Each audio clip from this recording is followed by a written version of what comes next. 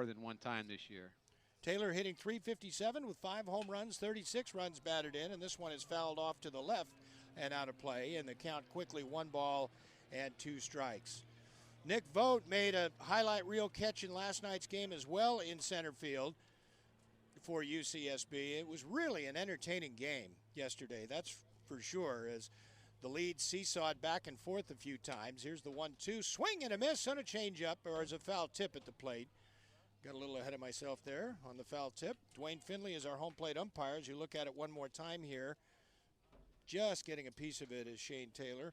Gary Gilman is at first, Dan Payne at second, Javier Navarro is at third, and the pitch is down low from Gallagher, 2-2.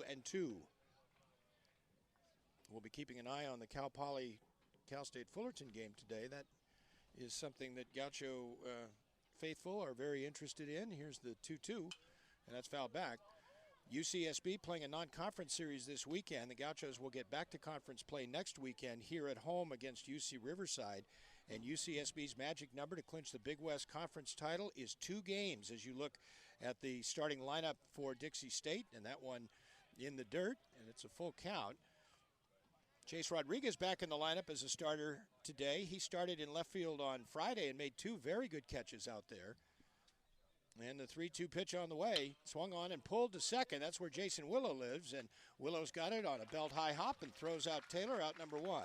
Well, Willow's just renting that spot because he's a VRBO guy. He lives all over the place. He does, doesn't he? There you look at Jason, the senior from Victoria, British Columbia. Now batting Parker Schmidt, the catcher, a sophomore having a very good year, hitting .331 with 2 home runs, 21 runs batted in, 42 hits and 127 at bats, and he looks at a strike here, 0-1. So any combination of Gaucho wins and Cal Poly losses that amount to 2 will give the Gauchos the Big West regular season title and an automatic bid to the NCAA tournament. And so if Cal Poly were to lose today, the Gauchos' magic number would be 1, and Santa Barbara can clinch it on Friday night at home against UC Riverside. There is Ryan Gallagher's numbers, having a great season. Here's the pitch. This is his 12th appearance overall as he strikes out Parker Schmidt. 1 in relief, 1 appearance in relief for Gallagher. And that'll bring up Caden Hollow, the first baseman. Hollow has caught the first 2 games of this series, but he's at first base today, hitting .324, a team-leading 8 home runs and 35 runs batted in. Shane Taylor leads Dixie State with 36 RBIs. Here's the pitch, and that's in the dirt, 1-0. And they've been able to keep some of the bigger hitters, they being the Gauchos, have been able to keep some of the bigger hitters, off the bases. These guys come in with great numbers, and Taylor and Hollow and Fisher and other Hollow. Here's a drive to left center field, and that's deep, and that is going to be over the head of Christian Kirtley, and this will be a double for Caden Hollow as he goes the other way with 2 outs. That ball was scorched. Yeah, 98 miles an hour off the bat, and wind is blowing. Is that what you call out, or is that blowing? Yeah, it's kind of blowing out towards center, if I'm not mistaken. Yeah, what little wind there is, you're right. Here's Tyson Fisher, junior right fielder, hitting .287 with 7 home runs, 23 runs batted in. He's got 10 doubles and 1 triple. So Dixie State, which scored 2 in the first inning last night, trying to get on the board here in the first inning of this one. Gallagher misses low and away with the first offering, 1-0. Another good crowd out here at Caesar-Wasaka Stadium. Gauchos will host USC on Tuesday night at 5:30. We hope to see you out here for that one. And Gallagher hits the outside corner with a fastball there at 89, and it's 1-1. He's going to be anywhere from 89 to 94, but he's a 4-pitch mix guy, and he can get you out a lot of different ways. Like a lot of the Gauchos, has a very good changeup. And I guess we should let the people know that's listening and watching that there's a concert across the street at Harder Stadium, and it's going to be loud, and you're going to feel it. Matter of fact, I don't know if they're doing a bass test right now, but it's got my heart pumping. Yeah. So if you hear some abstract noise, we apologize for that. That's going to be there all day. There's a swing and a foul tip. The scoreboard says 2-2. The count is 1-2.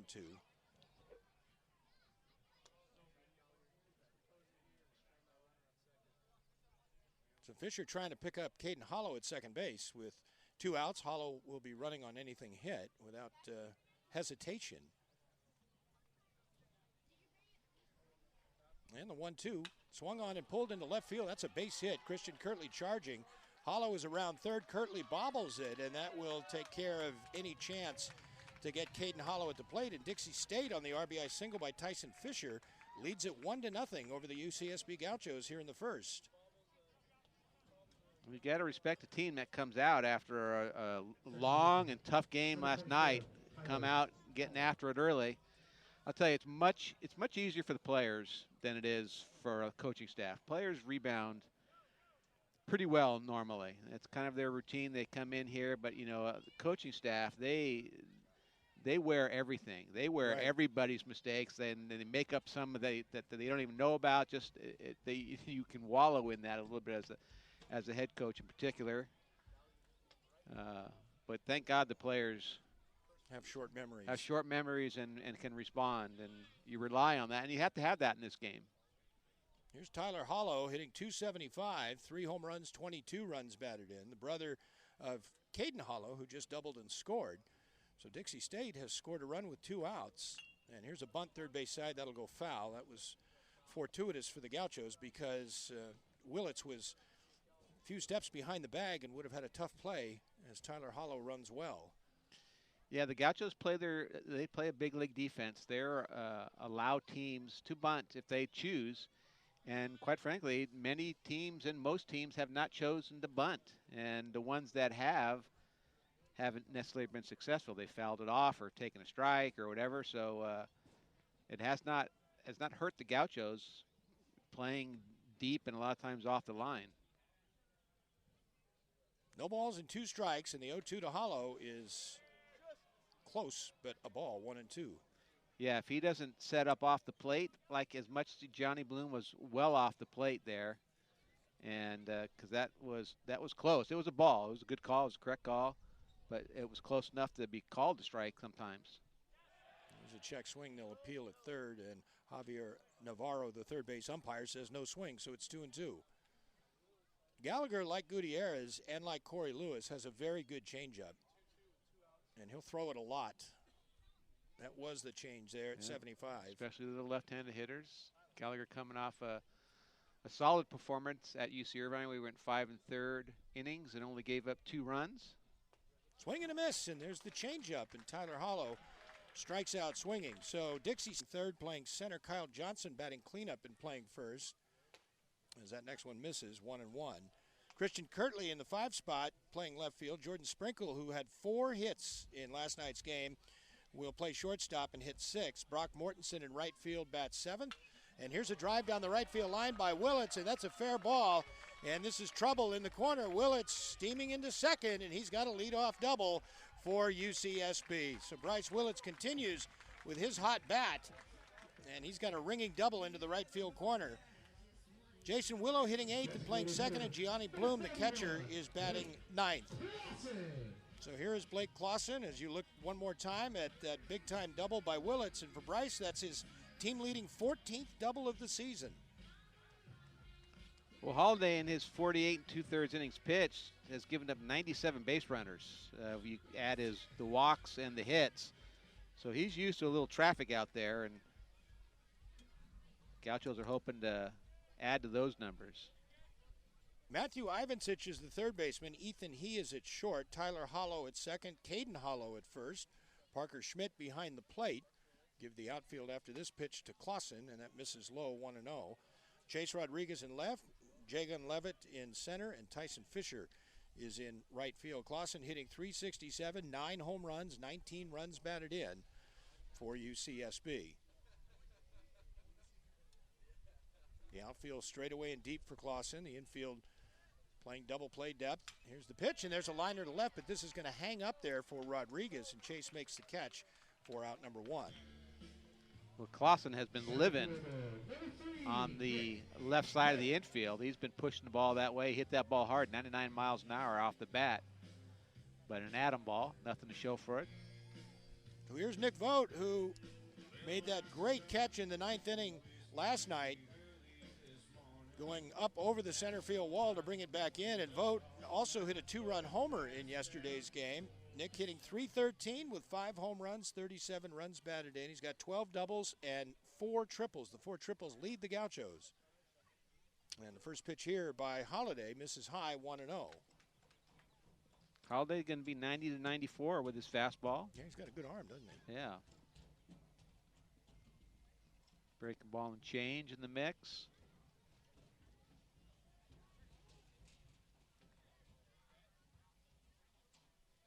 Willits leads away from second, and the next pitch to Vogt misses, 2-0. He is a somewhat local boy from Moore Park, with the Moore Park High School. It's about 50 minutes, 55 minutes maybe from here. You drive fast.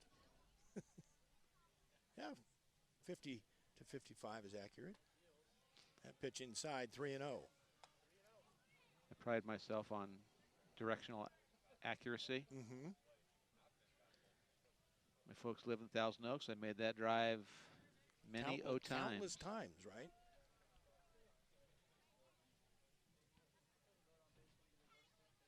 Here's the next offering, and that's a slider for a strike. 3-1. They actually lived in Westlake. I guess I should be accurate with where my folks lived. Gets hot down there, doesn't it? It's gorgeous down there. Oh, it is. 3 balls and 1 strike. Willits leads from second. And Holiday's 3-1 offering is high. He went with the slider again and missed. So Vogt is on at first base with a walk. That'll bring up Kyle Johnson, who will mosey to the plate with his walk-up song. Let's see what you did there. Yeah. Number 22, Kyle, a junior, hitting .299, 5 home runs, 33 runs batted in. He's got 13 doubles, which is one behind Bryce Willits' 14.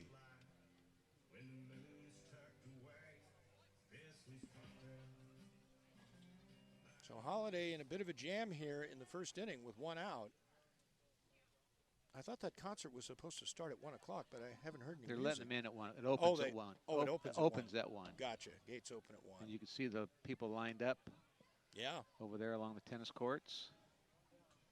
Line's not Vogt at first. Good speed on the bases for the Gauchos. And Johnson's next, or Holiday's next offering is swung on and missed by Johnson. Yeah, it's good. 1-2. Yeah, good kind of a back foot slider right there. There it is again.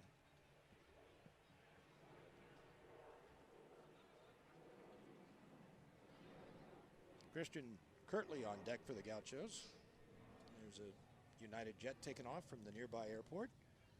1 ball and 2 strikes to Kyle Johnson in the 1-2. And that missed, 2-2. Holiday pitched against BYU on Tuesday through an inning and 2/3. Gave up nothing, struck out 1. Only threw 10 pitches in that outing.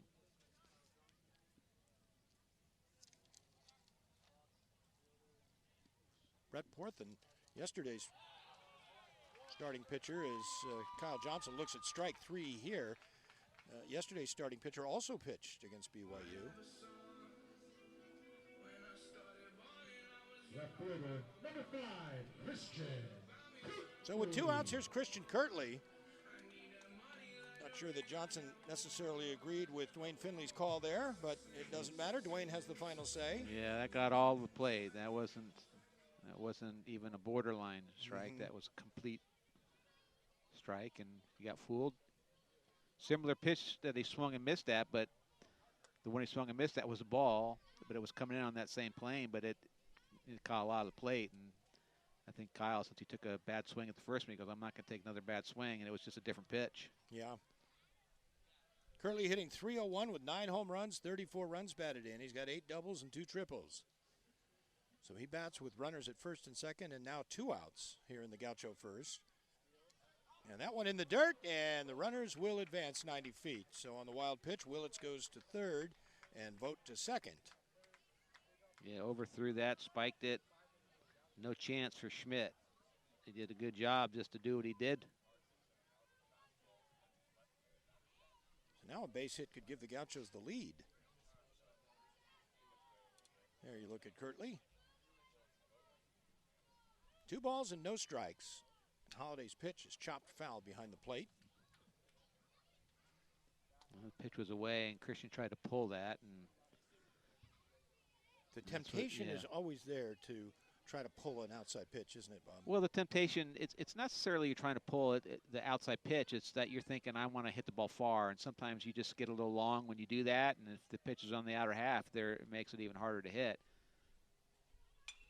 And that's a good adjustment right there. So completely different adjustment right there. He stayed inside the ball, waited longer, and had an inside-out approach because he identified. That's what you got to do as a good hitter. You have to identify the little things you do in an at-bat, and he corrected that right away.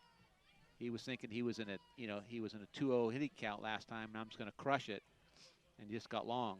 That time he had a good approach. And 2-2, and this one's looped out into short right field. That's going to be a base hit. 1 run is in, and the ball is bobbled in right by Tyson Fisher. That's going to allow Vogt to score standing up, and the Gauchos lead it 2-1 on Kirtley's 2-out, 2-run single. And that was a good job because that was actually a ball off the plate. And if you're trying to pull that situation, so you can see that's why Kirtley's a good hitter. He made an in. He was cheating on that 2-0 pitch, and he had a bad swing on it. Then he made an adjustment on the next 2. Did a good job on the one. Then that pitch was actually off the plate, which was a good pitch by Holliday, and he stayed on it and dunked one in there. A tough break for Holliday and the Trailblazers, but good at bat by Christian Kirtley. So here's Jordan Sprinkle, who had 4 singles in yesterday's game. Had a terrific game, did Sprinkle. And a lot of pro scouts here watching him yesterday and today and Friday night. Well, they would have been disappointed on Friday because he didn't play. Still nursing that ankle, but really had a good day yesterday. Was very impressed with his approach. He was not over swinging. He was just getting a barrel to the ball, which is what he did his freshman year last year, and he barreled up everything last year, and he just kind of cut his swing down and hit lineas where they weren't.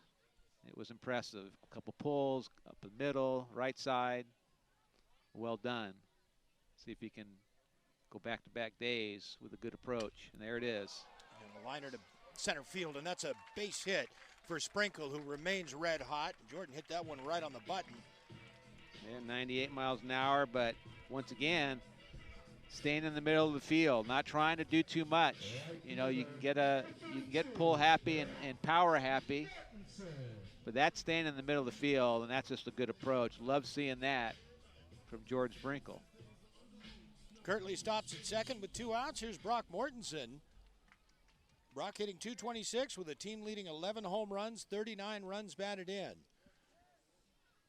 And Holliday in trouble here in the first inning. He's been laboring out there, and he misses here. 1 ball and no strikes.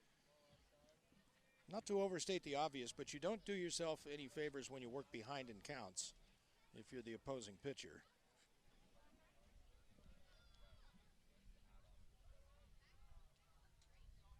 And Mortensen waves it. The next one doesn't get it. 1-1.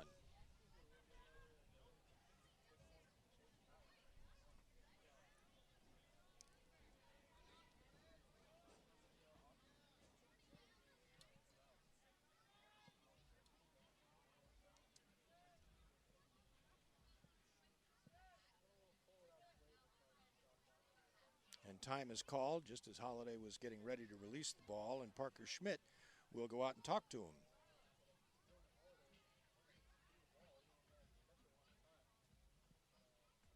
Well, that line over there for the concert certainly hasn't moved. Certainly isn't moving too swiftly.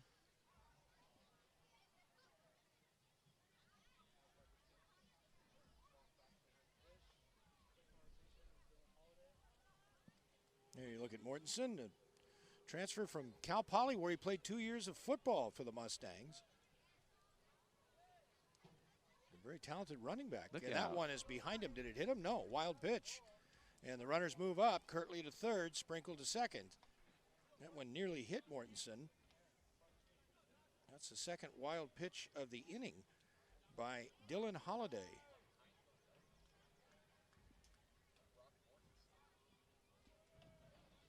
The Gauchos bidding for more here.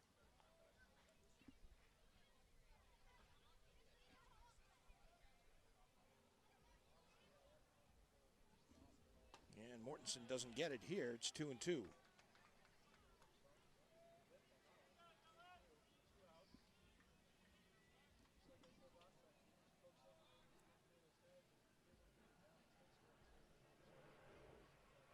So Holliday trying to get out of this with just a couple of runs scored, and the pitch is high.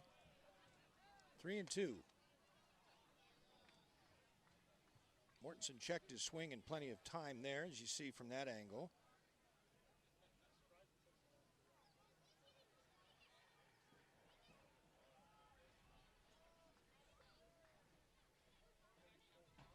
Three balls and two strikes, runners at second and third. And here is ball four as Mortensen draws a base on balls. And that'll bring up Jason Willow, the eighth man in the inning to bat. Gauchos sent 11 men to the plate in Friday night's opener, scoring 7 times in the first inning. Yeah, and if you're Dixie State, you can't let that happen. So they have some guys going down to the pen now. They, understandably, on Friday, they wanted to see if their Friday night guy could get out of it, but he just didn't, and the 8th spot was up, and that game was, for all intents and purposes, over. Even though they did a good job, their relievers came in and put zeros up on the board. And they gave up an inconsequential run later on. So here's Willow hitting .262 with a home run, 17 runs batted in. Batting with the bases loaded and 2 outs here in the Gaucho first, and he pulls one. Foul. It hit the umpire. Oh, wow. That was very close to being a fair ball. And that's going to hurt. A lottery, it's going to hurt the umpire, and it's going to hurt. I thought that was over the base. Sure looked like it. I want to get the trainer out there to check on him. Javier Navarro, who took that one off the leg. Now he's playing it off now, but as you see right there, well, that's a tough angle to see, but so they line up in foul territory. So in theory, if the ball, so when it's hit, they move, and if it hits them, it should be foul. Yeah. But that was close. Ball and a strike to Willow, and Holliday's next offering misses high. No place to put Jason with the bases loaded. And it's 2-1.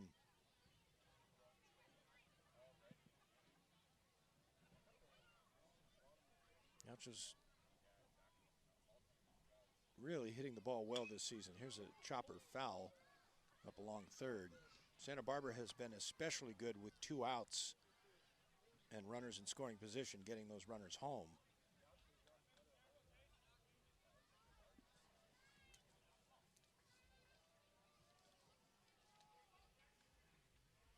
So Willow bats with a 2-2 count, and the bases loaded.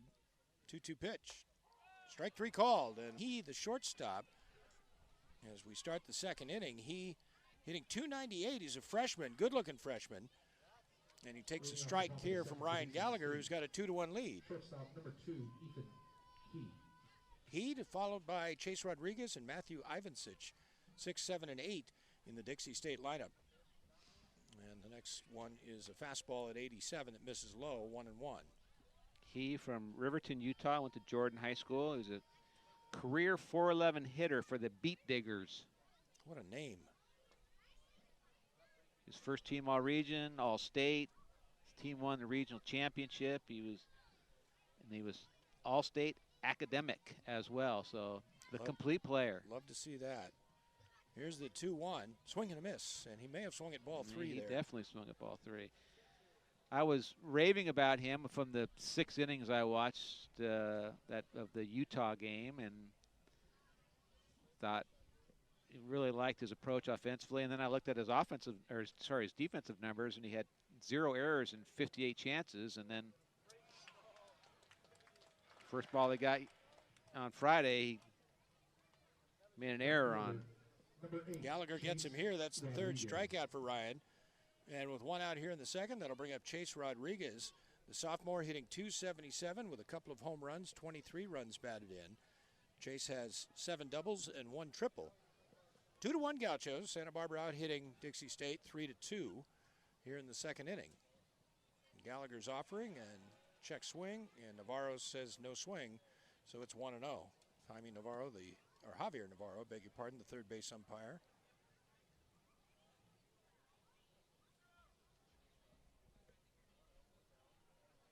Here's the 1-0, and that missed outside, 2-0. Gallagher will throw that changeup on really on any count, like Gutierrez will. And that's low and in, 3-0.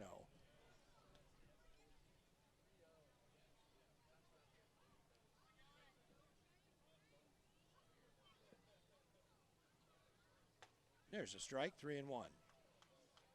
The outfield playing Rodriguez to pull. Vogt in center is several steps over toward right center.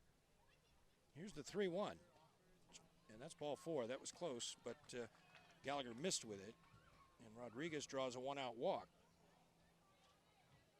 Third baseman, number 28. Here is Matthew Ivancic, the third baseman for Dixie State. Ivancic hitting .291. He's a senior. 3 home runs, 23 runs batted in. And now the line is moving, Bob. Well, it's moving quite well. As I say that, it stopped.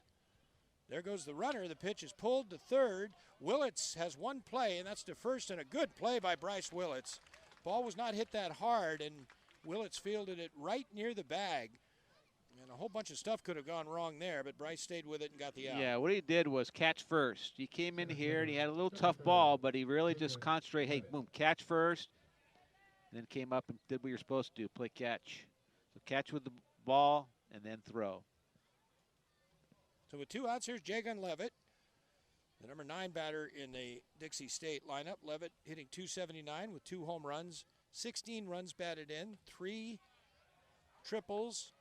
doubles and 1 triple. The ball that Bryce had there, those are balls that aren't hit that hard. But if you think you got to get rid of it quickly, sometimes you're thinking about getting rid of the ball fast without doing the catch. So it's always catch first and then move your feet and throw. And that was what he did. I thought he did very well on that. Difficult, but looked like an easy play, but it was more difficult than it looked. So no balls and 2 strikes.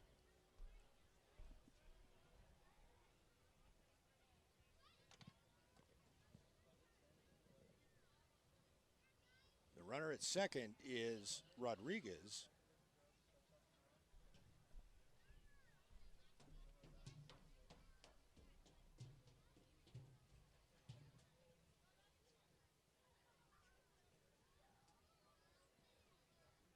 And the 0-2.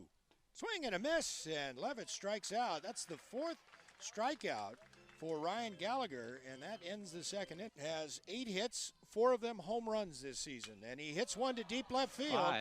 Back goes Rodriguez, and you can tell it goodbye. It's off the net, and a home run for Gianni Bloom, who has given the Gauchos a 3-1 lead. Yeah, he just ambushed that fastball. Down and in, he dropped the head, 101 mile an hour exit speed, 366 feet. And Johnny Bloom with his 5th home run of the year. And he is really, really strong. There's a 25-foot net above the fence out there, and that hit off that netting and came back in. So 3-1 Gauchos on Bloom's 5th home run of the season. And here's Bryce Willits, who doubled and scored in the first inning for the Gauchos. And Holiday starts him off with a strike. Gianni showed some real power at Cal Poly and at UC Irvine. Here's the 0-1, and that's slapped foul into the Gaucho dugout. I'm always amazed that the guys just, maybe it's to look cool or something, but they just don't move very much. They let those screaming shots in the dugout go right by them. I mean, you're going to move if it's hit at you. Yes, exactly. Yeah, they see it's. it's not going to hit you, I'm not going to move. There's the Gaucho dugout. They got the net in front of them, so it was low, and they knew they weren't going to get hit. So you play it off. You got to be cool. No balls, 2 strikes to Willits, and he pulls this one foul off the top of the Bob Bronsema Player Development Facility, which is the Gaucho hitting cages and the opponent's bullpen. There it is, named after my broadcast partner, Bob Bronsema. 0-2 to Willits, and he fouls it off. Bryce, a tough customer here against Dylan Holliday, who has labored through the first 2 innings in this one.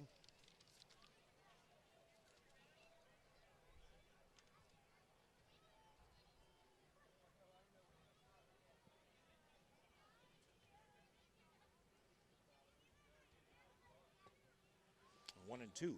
Willits has now reached in 34 straight games.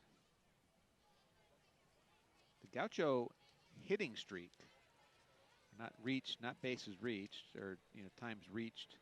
The Gaucho hitting streak is held by Ryan Spilborgs, former Colorado Rocky and now a great broadcaster with the MLB network. As Willits strikes out, and he had hit in 35 straight games. Number 41, Blake Clausen. Here's Blake Clausen, who lined out to left field in the first. Of course, Ryan played for Bob. Bob managed the Gauchos for 18 seasons. I remember a catch that Spilborgs made at USC. You remember that, Bob, where he was playing right field and scaled the wall and brought it back, much like we saw yesterday with Vogt and Levitt. Well, he was a great player. Oh, absolutely. So no surprise that he went on and did what he did professionally, and actually even less of a surprise what he's doing now, and that is, hosting podcasts and doing the MLB color, Radio Network. Yeah, MLB Network. He does the color for the Rocky games. He is a definite personality. Yes. Here's a ball hit to the second baseman, Tyler Hollow. That almost sounded like a broken bat. And Hollow throws out Clausen for the second out. That'll go 4-3. He hit it right off the end of the bat. Center fielder, number 3, Nick Vogt. And here's Nick Vogt, who walked and scored in the Gaucho first inning. Vogt had that 2-run homer in yesterday's game. And Holliday's pitch to him misses low, 1-0.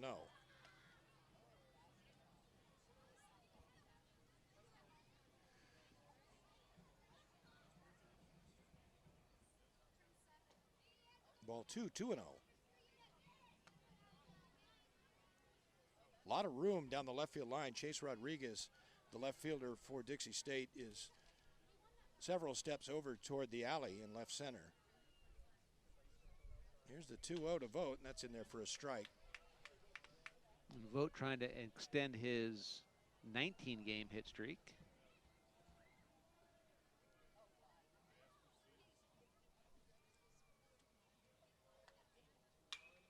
Here's a pop-up to the right side. This should stay in play. Let's see who's going to take it Nobody's in foul territory, and they miscommunicate, and it drops foul.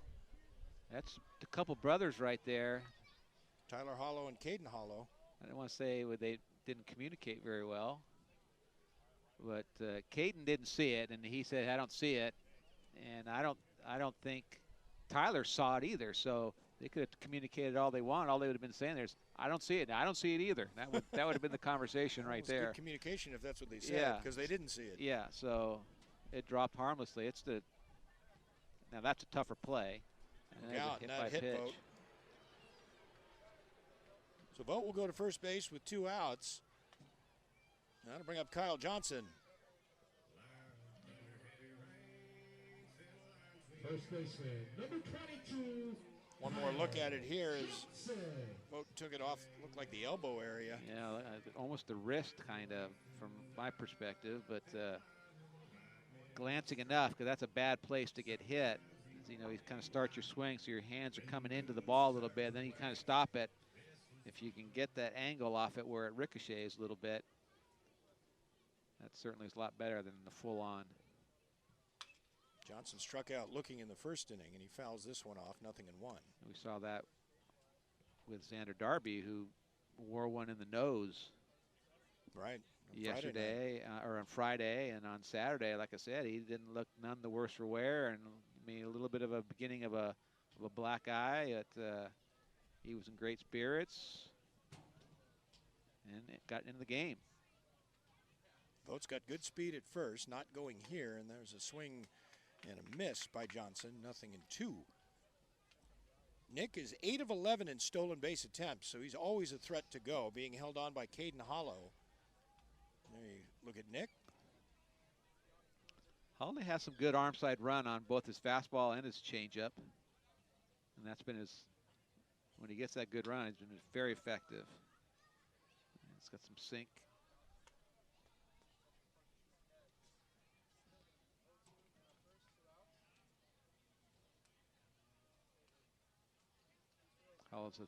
Did I say he was a 3-time scholar athlete Mm-hmm.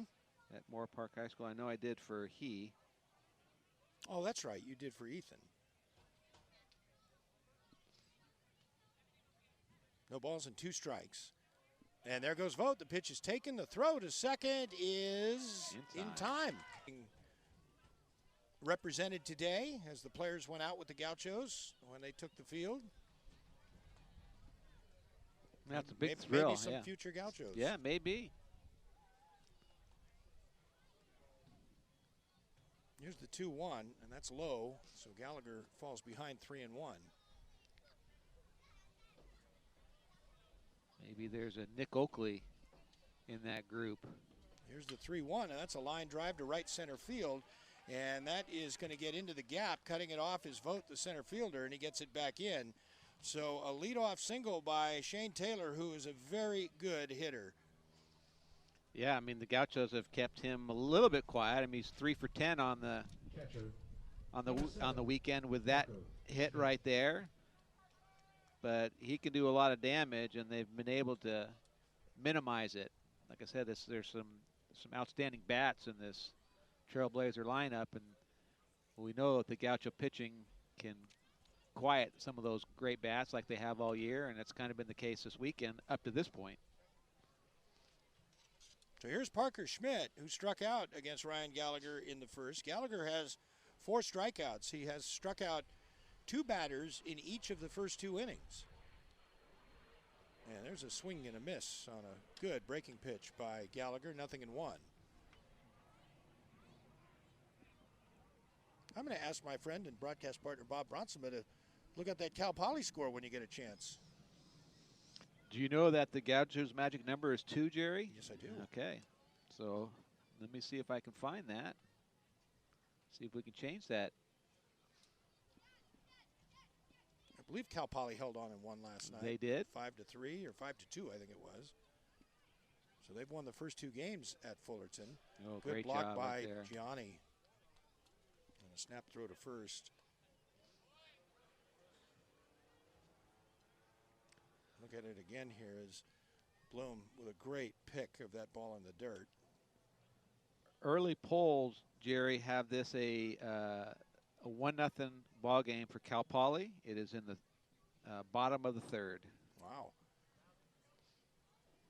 Cal Poly has gotten terrific pitching, giving up just 4 runs on Friday night, and I believe it was 2 runs last night. Yeah, this right now, this is not your dad's Cal State Fullerton Titans. No. Jason Dietrich is working on getting that back into there. Oh, did that hit Shane Taylor? I thought it went off Maybe the glove of Kyle Johnson, but Shane Taylor is acting like it may have hit him. Taylor looks like he's okay. No, you're right. It went off of Johnson. But fortunately for the Gauchos, Taylor went back sliding, so he didn't have time to get up and motor to second. 2 balls and 2 strikes to Schmidt. And Gallagher's pitch, that one is hit back up the middle. Oh, my goodness. And there's going to be a double play as Shane Taylor just completely misread that. Yeah, and Jordan Sprinkle caught it and threw to first for the double play. That really wasn't close. There was really no doubt. I mean, you know he's in double play depth, and you gotta. Yeah, that's not what Shane Taylor needs to do on that one, and the Gauchos will take that easy double play. So here's Caden Hollow, who doubled and scored for Dixie State in the first inning. Dixie State scored with 2 outs. And that one in the dirt. 1 ball and no strikes.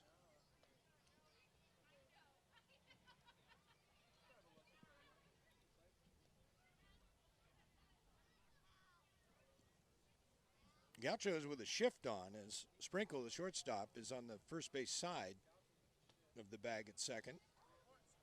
3 infielders to the right.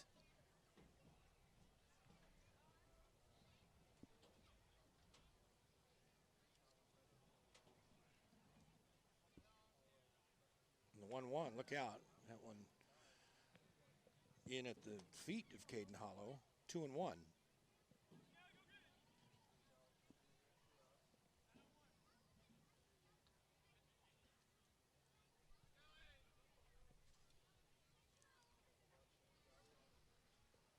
Caden was freshman All-American last year, collegiate baseball freshman All-American.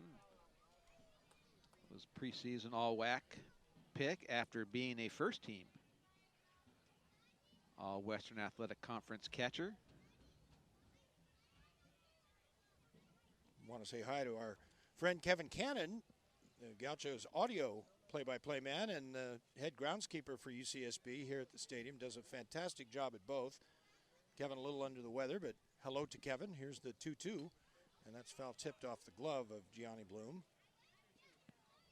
He texted us earlier with the headliner over at the concert, who is ASAP Ferg. And he was wondering if we saw Donegal Fergus put his singing suit on? Well, in the dugout, just to confirm that that's not his side hustle over there. 2-2, just missed inside, and it's a full count. And actually knowing Donegal, I don't necessarily doubt that he couldn't pull that off. Yep. Gaucho's associate head coach and hitting coach. UCSB very lucky to have Donegal. 3 balls and 2 strikes to Hollow, and the 3-2 is inside, ball 4. Gallagher threw it in the same spot as the last pitch, and that's a 2-out walk, so Hollow has reached base in both of his plate appearances. Tyson Fisher. Here's Tyson Fisher, who had an RBI single in the first inning. Jerry, Cal State Fullerton has a base runner. Just wanted to pass that over to you in the bottom of the 3rd. Thank you.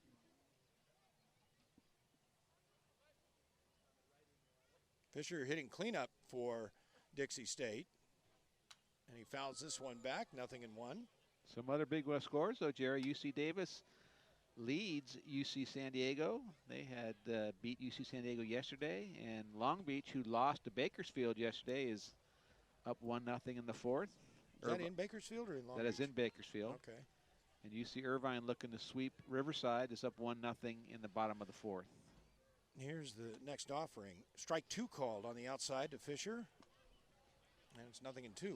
Northridge at Hawaii later on Hawaii time.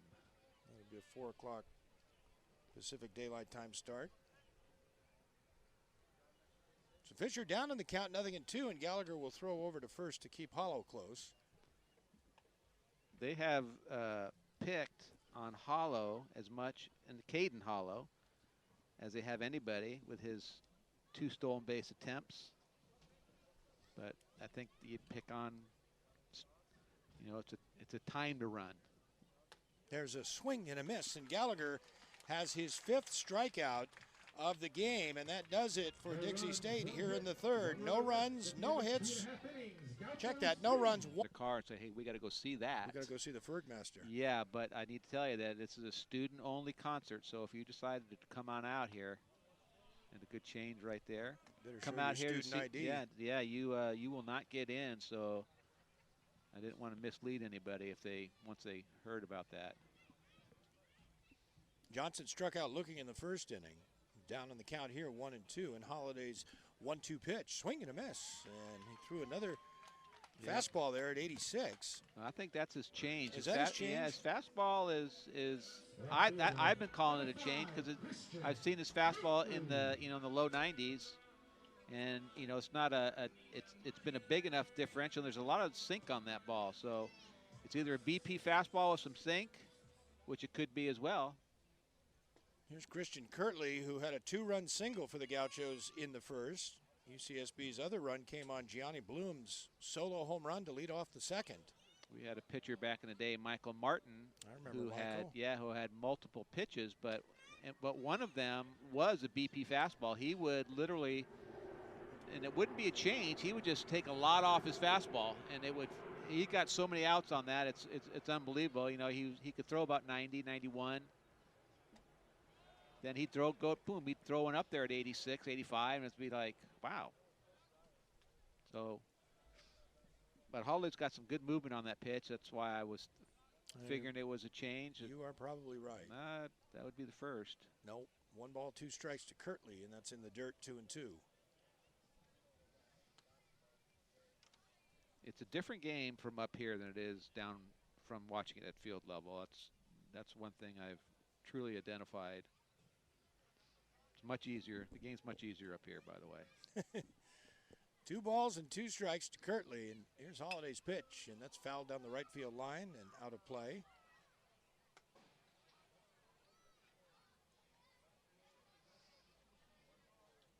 Now you look at the Dixie State dugout.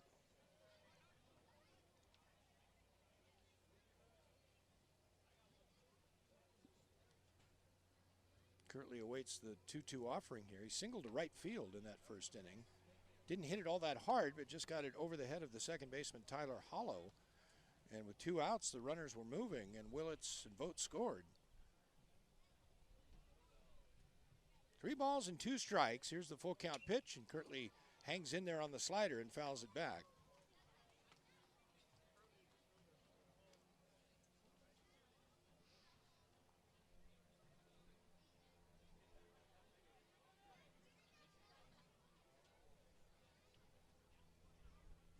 And the full count offering, that's foul tip to the backstop. They'll do it again. That slider at 80 miles an hour from Dylan Holiday, who gave up 2 in the first, 1 in the second, trying to get through this third inning without any further damage.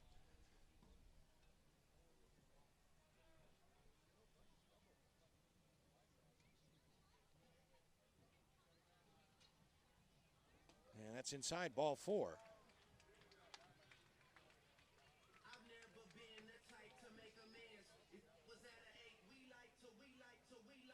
Shortstop, number 9, Jordan Sprinkle. So here's Jordan Sprinkle, who singled in the first inning.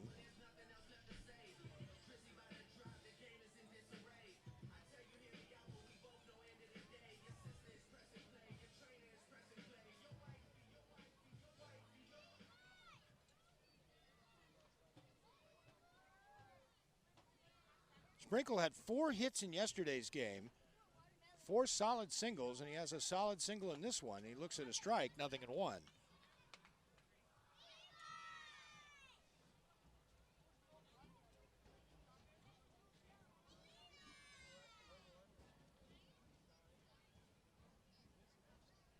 Great crowd. This is by far our biggest crowd of the series, of the weekend, I mean, Bob.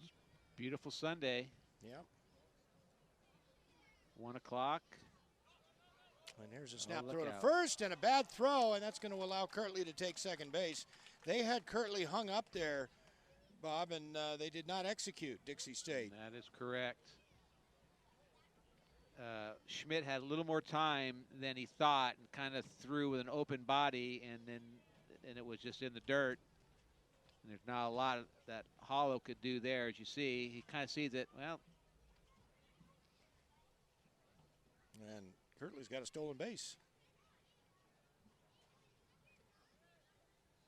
1 ball and 1 strike. The 1-1 is pulled on the ground to the shortstop, and that's Ethan He, who will throw over to first in time, out number 2. Good 90 from Sprinkle, as always. Made that a bang-bang play. Right fielder, number 32, Brock Mortensen. So here's Brock Mortensen, who walked in the first inning. He bats with Kirtley at second and 2 outs here in the third.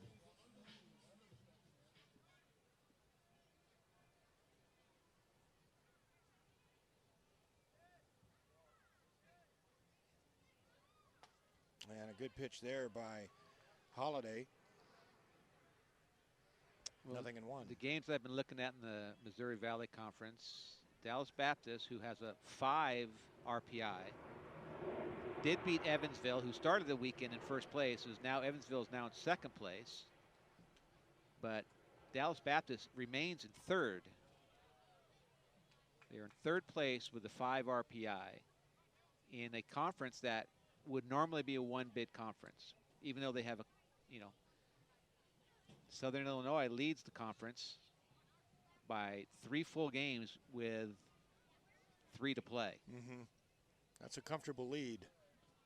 And their RPI is 71. So that is not necessarily we're slam dunk. So if Southern Illinois wins that and Evansville finishes ahead of Dallas Baptist, what happens with Dallas Baptist? Or do they jump Evansville, and does the Missouri Valley become a 2-bid conference? And Mortensen swing. So 1 ball and 2 strikes to Tyler Hollow. Gallagher looking sharp so far in this one. It's fouled back to the screen. Yeah, got a fastball on the black. He did a good job to fight that off and get himself another pitch. Gauchos ranked as high as number 9 by collegiate baseball. They are ranked 19th in the ESPN poll. Here's a drive to right field, and that's good 2-strike hitting by Tyler Hollow as he's got a base hit to lead off the 4th inning. And so there you have evidence of why he's a good hitter, right? He gets a really tough pitch with 2 strikes, and he battles and gets a foul ball. He gets a piece of it to get another pitch, and then he takes advantage and hits a ball 100 miles an hour exit speed into right field for a leadoff knock. So let's see if we get a bunt here. If they bunt when they're trailing, or do they let he swing, or maybe try to execute something different? He struck out in the 2nd inning to lead off the 2nd inning. Tyler Hollow is 4 for 4 in stolen base attempts, so he can move. Does not have a big lead at first. He not bunting, takes a strike, nothing in 1. Well, we haven't had any wind to speak of this weekend, Bob, which was a complete 180 from basically the last 2 weeks here in the Santa Barbara area, where it was really windy. Well, I would say we have our traditional offshore breeze here, which usually goes 5 to 10 miles an hour. But not those gale winds. But not the gale force winds that we've had here for like 2 to 3 weeks. It's been tough. He shows bunt here and pulls it back and takes a ball, 1-1. We're in the top of the 4th. The Gauchos 3 runs, 4 hits, no errors. Dixie State 1 run, 4 hits, and no errors.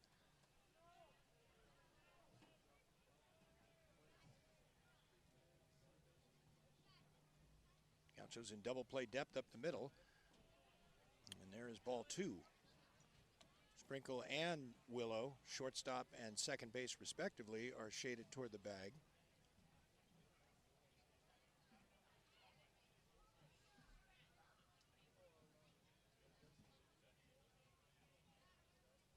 Here's the 2-1, and that's a fly ball to left center field. This one kind of hooking away from Vogt, but he's able to get there in time, plenty of time to make the catch for out number 1. So he hit it pretty hard. There you go. Left fielder, number There 8, you look at Nick, Chase Rodriguez. who's had a very good series for the Gauchos. Here's Chase Rodriguez with the Dixie State dugout looking on. Rodriguez walked and reached second where he was stranded there in the 2nd inning.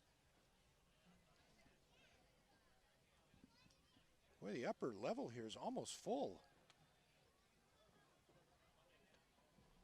That's because the kids are sitting down. Yeah, they were. Well, some of them are, but you're right. There's a look at it. Usually There's they're like not part of it. that patient. No, they're moving around the stadium a lot, aren't they? Well, there's a lot to do, and Chase Rodriguez. it's shows difficult bunt. for kids to sit and watch a long college game. I not to go personal, but it's one thing. My son, from when he was when he first come to game, he would come to games when he was 4 or 5. He'd sit next to my wife and he'd watch the game. It was the whole game. Yeah, and then Wow. because he wanted to be a bat boy, and so because he was, he was, I don't know what the word would be. He was patient enough and calm enough. I brought him in the dugout when he was 6 to be bat boy, and he lived in the dugout. But when he wasn't in the dugout, he would sit and watch the game, and I think that's pretty rare for kids. They like to, with that in mind, when these kids all have their friends here as well, so there's a lot more to do. Yeah, there's strength in numbers, and it's 3 balls and no strikes to Rodriguez. So we'll see if Chase has the green light here. I'm going to say no. And that one's inside, ball 4. So that's a 4-pitch walk by Gallagher. And that's Ryan's second walk of the game. That moves Tyler Hollow to second base. Number 28. And here's Matthew Ivancic.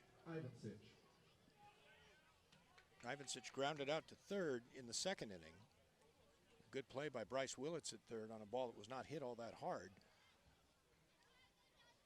So the tying runs on base for Dixie State here in the 4th. And Gallagher's offering is in the dirt. Boy, Gianni Bloom he has gotten so good at blocking pitches in the dirt. The base hit. Hollow will be held at third, and the ball gets away from Kirtley. So now Hollow is going to come in and score. Right behind him is Rodriguez, and going to third base is Ivancic on what will be a single and an error on Christian Kirtley. And Dixie State has tied the game at 3. Look at it again here, Bob. Yeah, with thinking, there's a play at the plate maybe, and Christian might he just kind of whiffed on it. Kind of came at it hard, maybe harder than he needed to with nobody out, or excuse me, 1 out. But a play that usually looks pretty simple isn't as simple as it looks all the time, and the Trailblazers will take that as they tie the ball game up. There will not be an RBI for Ivancic as Hollow was being held at third and then advanced on the error. But to finish the Spielberg story, he was playing in Japan at the end of his career, and he got a start at first base, Bob, and the pitching coach came out in the 3rd inning to talk to the pitcher, and Ryan was so excited because he got to hear what the conversation was. He never heard what any of those conversations were, and it was all in Japanese. He didn't understand it. Well, that's a pretty good one. He told it better than I did as Jagon Levitt steps in. Unfortunately, you're announcing a game, so you slowed up at the punchline. The punchline was, I don't want to say it was obvious, but yes. Levitt lines one to left field. Kirtley coming on, makes the catch, and holding at third is Ivancic. Ivancic did not tag up there, and a good play by Kirtley. That's out number 2. And you need to tag on that ball. That doesn't mean you need to go, but you need to tag, in my opinion. I think it's a situation where even though you have one of your better hitters coming up, you could force the issue. Left fielders don't always throw well or accurately, and sometimes you'd like to force the issue with 2 outs, but you do have a great hitter up here. And here's Shane Taylor, who looks at a strike, 0-1.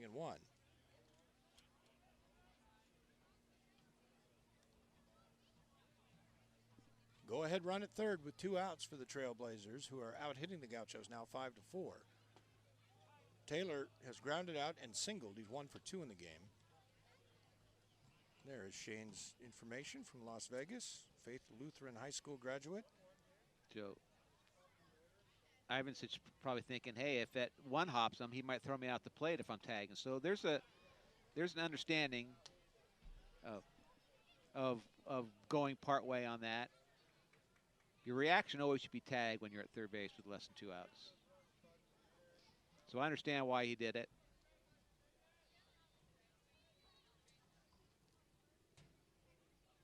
Here's the pitch, and that's hit on the ground to Willow at second. Jason's got it, throws to first in time to retire the side. So a good play. Well, he's certainly settled in after that first inning roughness. 1 ball and 1 strike to Willow, who struck out looking in the first inning.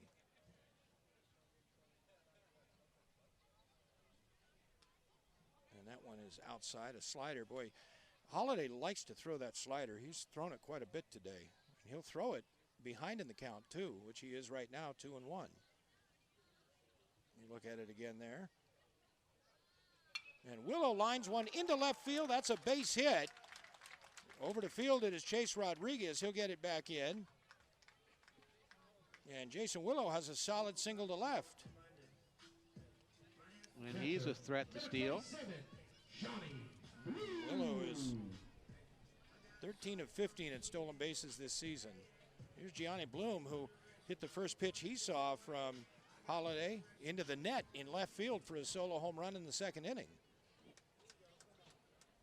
Gianni, a senior from Richmond up in the Bay Area. And he looks at a strike here, kind of a late call by Dwayne Finley, 0-1. There's the home run by Gianni, and he does not cheat himself, Bob, on his swings. He really unloads, doesn't he?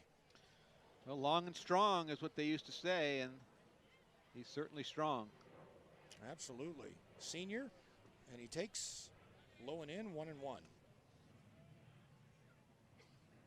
Gianni has 5 home runs this season. It's nice to have that power at the bottom of the lineup. Yes, it does.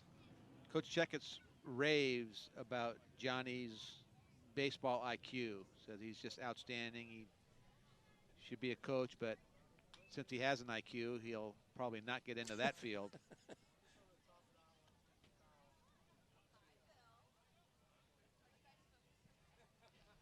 Gauchos have 3 good catchers, Gianni Bloom, John Newman Jr., and Mason Eng.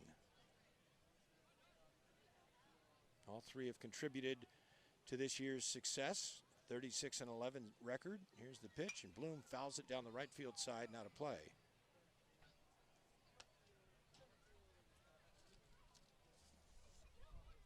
Another look at the big swing. Here, as Bob's talking about, it's long and strong. That is a long swing by a strong man.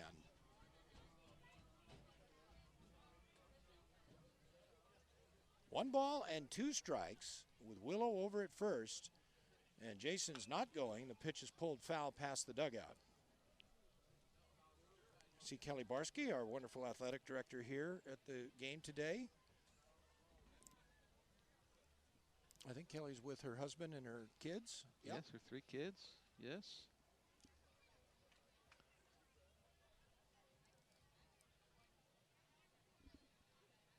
Kelly taking over for John McCutcheon, who retired earlier this year. Here's the pitch, and that's fouled back to the screen. That one in on the hands of Bloom. Yeah, it was a backup slider. And if that would have broke a little more, he was in the wheelhouse. Yeah, he was on it. It just didn't break as much as Holiday wanted, and luckily for him, yeah. Activity in the bullpen. Sorry, Bob. And then look at Andrew Checketts in his 11th season as Gaucho head coach. 5 regionals, 5 playoff appearances. There's a swing and a miss, and Bloom strikes out. They made it all the way to the College World Series under Checketts in 2016. So Gianni is 1 for 2, and that'll bring up Bryce Willits, who's also 1 for 2 with a double and a strikeout and a run scored.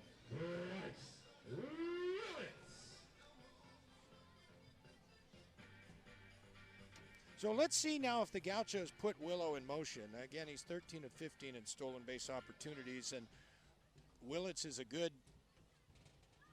hitter with great contact skills. He's not going here, and that one's outside. Well, I think he's going to run, but you would have thought he would have run with Gianni Bloom up. Now you have a left-hander who, you keep him on the bag a little bit. You keep that hole over there for him, but of course you can steal that base. You get him in scoring position, but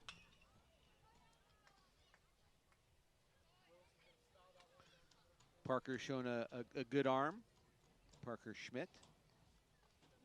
There's the concession stand over there. I could use a hot dog and a Coke right now, but I can't get it.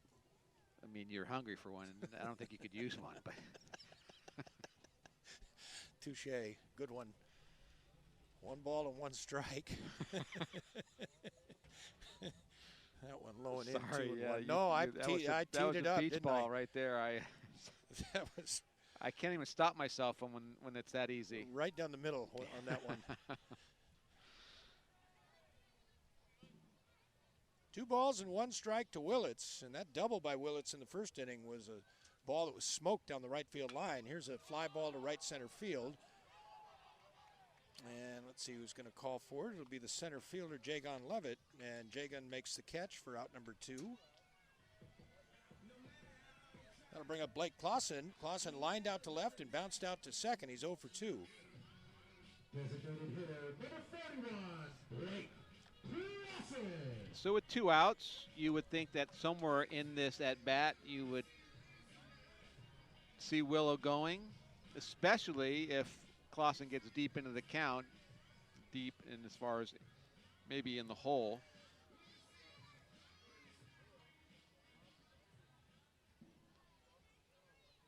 Or now, no. There's a pitch that missed outside, 1-0. The sun starting to break through the clouds here. It's been an overcast day, but looks like we're going to get some sunshine now.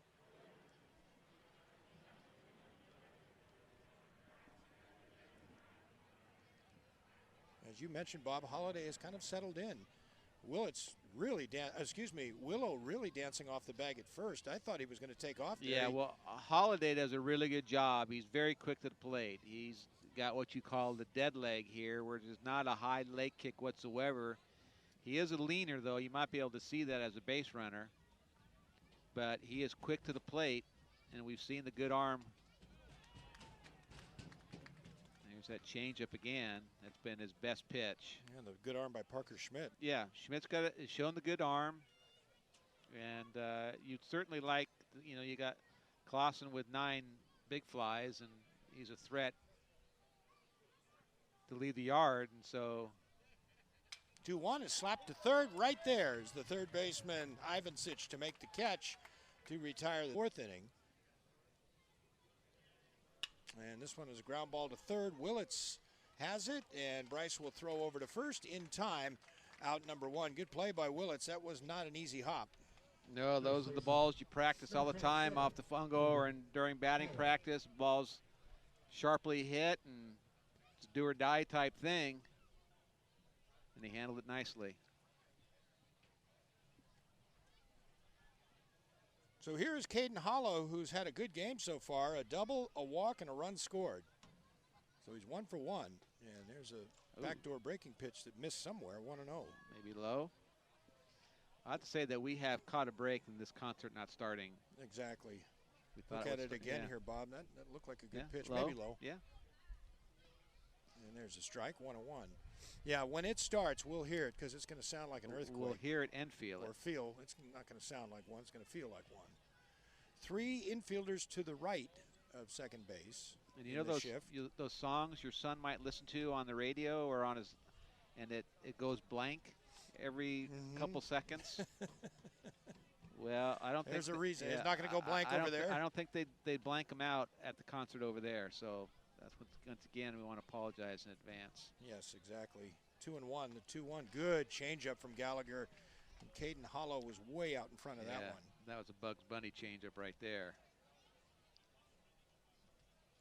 2 balls and 2 strikes. Tyson Fisher on deck. Has an RBI single in the game. Gallagher's 2-2. Swing and a miss, and he struck him out. And for Gallagher, that's his 6th strikeout of the game. So, Jerry, I'll give you some meaningless Pac-12 scores. Okay. In the middle of the 8th, USC leads University of Washington 6-4. Oregon is all over Arizona State. Oregon over Arizona State 15-5. Stanford right now, number 7, Stanford trails Utah 6-4. That is in the top of the 8th. Stanford had won 7 straight, so we'll see what happens there. UCLA, after giving up a 6th spot in the 6th, just tied the game up in the bottom of the 6th at 7-7. Arizona leads Oregon State. That's a new score, as Oregon State had a 5-1 lead, but Arizona scored 3 in the 5th, 2 in the 6th to take the lead. They are in Arizona. And then Cal is playing New Mexico, and Cal leads 5-0 in the top of the 6th. Thank you, Bob. Tyson Fisher up there with an RBI single and a strikeout. And he swings and misses here, and he's down in the count 1-2. We're in the fifth, 3-3, both teams with 5 hits.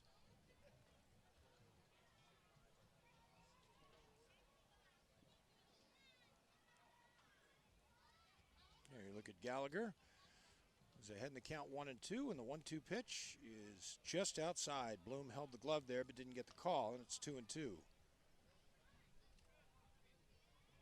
Boy, the Gauchos high on Ryan Gallagher, Bob, and Michael Gutierrez, the Saturday and Sunday starters. Yeah, but he's a freshman, and he's a Friday night guy in the making. And as soon as Corey Lewis, if and when Corey Lewis goes to the is pros, done here, he will.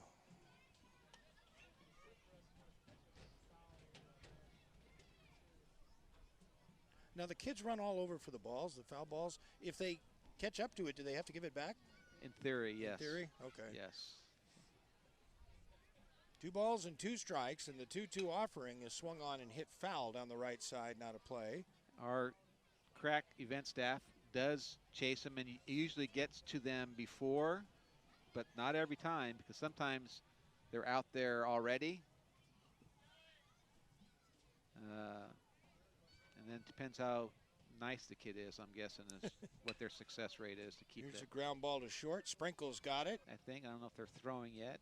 Here's the next offering, and that missed outside. 2 balls and no strikes. Holiday had he threw 99 pitches way back in his second appearance of the year at North Dakota State back in February. And look out, that one inside. And threw 95, which he's now surpassed against Cal Poly.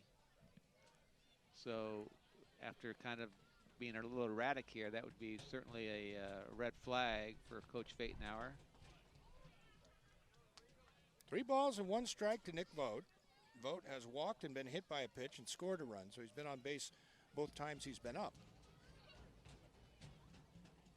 And the 3-1 swung on and fouled off to the right and out of play.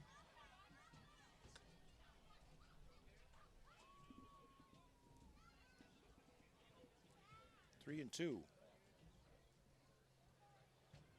There you look at Donegal Fergus, Gaucho's hitting coach. And there is ball 4 inside. So Vogt draws a leadoff walk. And that'll bring up Kyle Johnson, who has struck out twice today. First baseman, number 22, Kyle Johnson. And here comes Dixie State's pitching coach. That would be Zach Wilkins.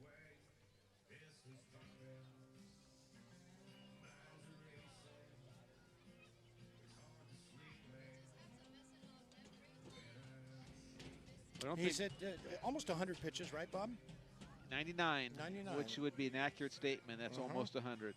You see some activity in the Trailblazers bullpen. Can't see who it is down there. He's apparently ready because he's not throwing. He was Right. looking to see if he's coming in. So it's a right-hander, I can tell you that much. Yeah. That's from years and years of watching this game, Jerry. It's actually Trevor Meisner. Thank you to Ree, our director, who was able to tell me it's number 17.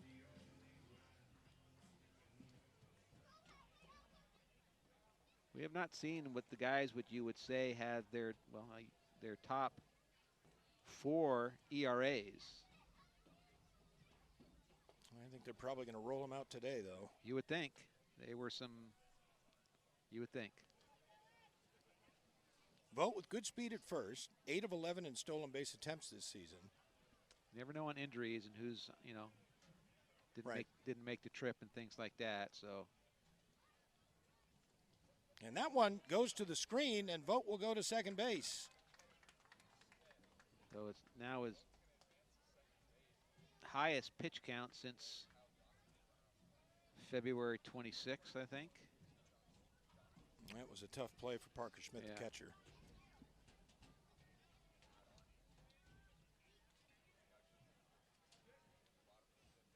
Schmidt did all he could on that one, but was not able to block it. So it's 2 balls and no strikes, and you get the feeling if Holiday does not get Kyle Johnson here, he may be done. There's ball 3, 3-0. I mean, after the first few pitches to vote, you can see it's a little different. Now, it doesn't mean he can't come here and get 3 straight outs, but one of the things you look at is history, and this is pretty deep in the year for him, or deep in the game and deep in the year to have big gaps in between. There's ball 4. So Johnson goes to first base for Christian Kirtley, who has a 2-run single and a walk, but Kirtley is not going to face Dylan Holliday. Yeah. As Coach Chris Faintenhauer comes out, and that'll be it for Holliday. Yeah, when you add in the fact that he threw on Tuesday, that's a heck of an outing and a heck of a battle right there by Holliday. So solid outing for the Moore Park High School grad. I'm sure his parents are here watching. Absolutely. All right, so Trevor, they led it 3-1 before Dixie State scored 2 in the top of the 4th.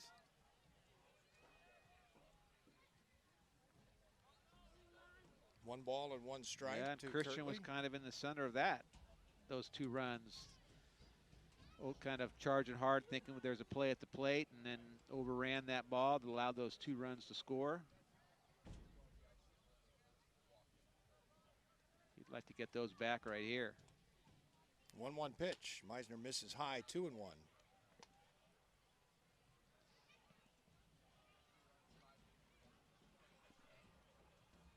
Both teams have 5 hits. The Gauchos have committed the game's only error.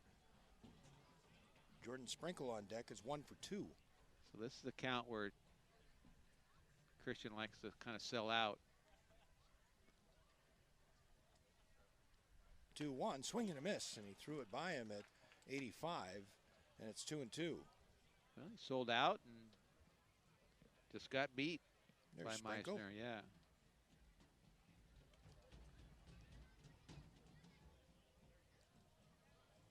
Yeah, Meisner's not overpowering, but that fastball seemed harder than 85. 2-2 pitch. Swung on and fouled back. Well, back in the old days, everybody pitched at 85 to 80, 89. Just now everybody pitches at, in the big leagues at 95 to 99. So it's a little different game here, but you can get outs with location and pitching. Swing and a miss, and he just did. And he climbed the ladder on Kirtley twice. That was 86. Yeah, so you can set up pitches and put them in the right spots and get out. So people are enamored with the gun. Yeah, the radar gun. Yeah, but coaches are enamored with outs and strikes. Yes, very, very true. Here's Jordan Sprinkle, who singled in the first and grounded to short in the third.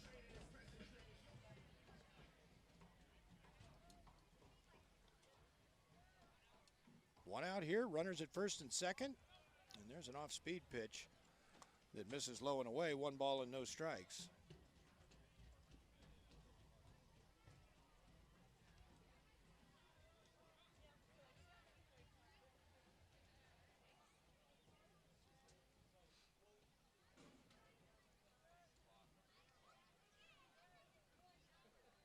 And a 1-0, and Sprinkle kind of tied up on that swing. He's pitching up in the zone.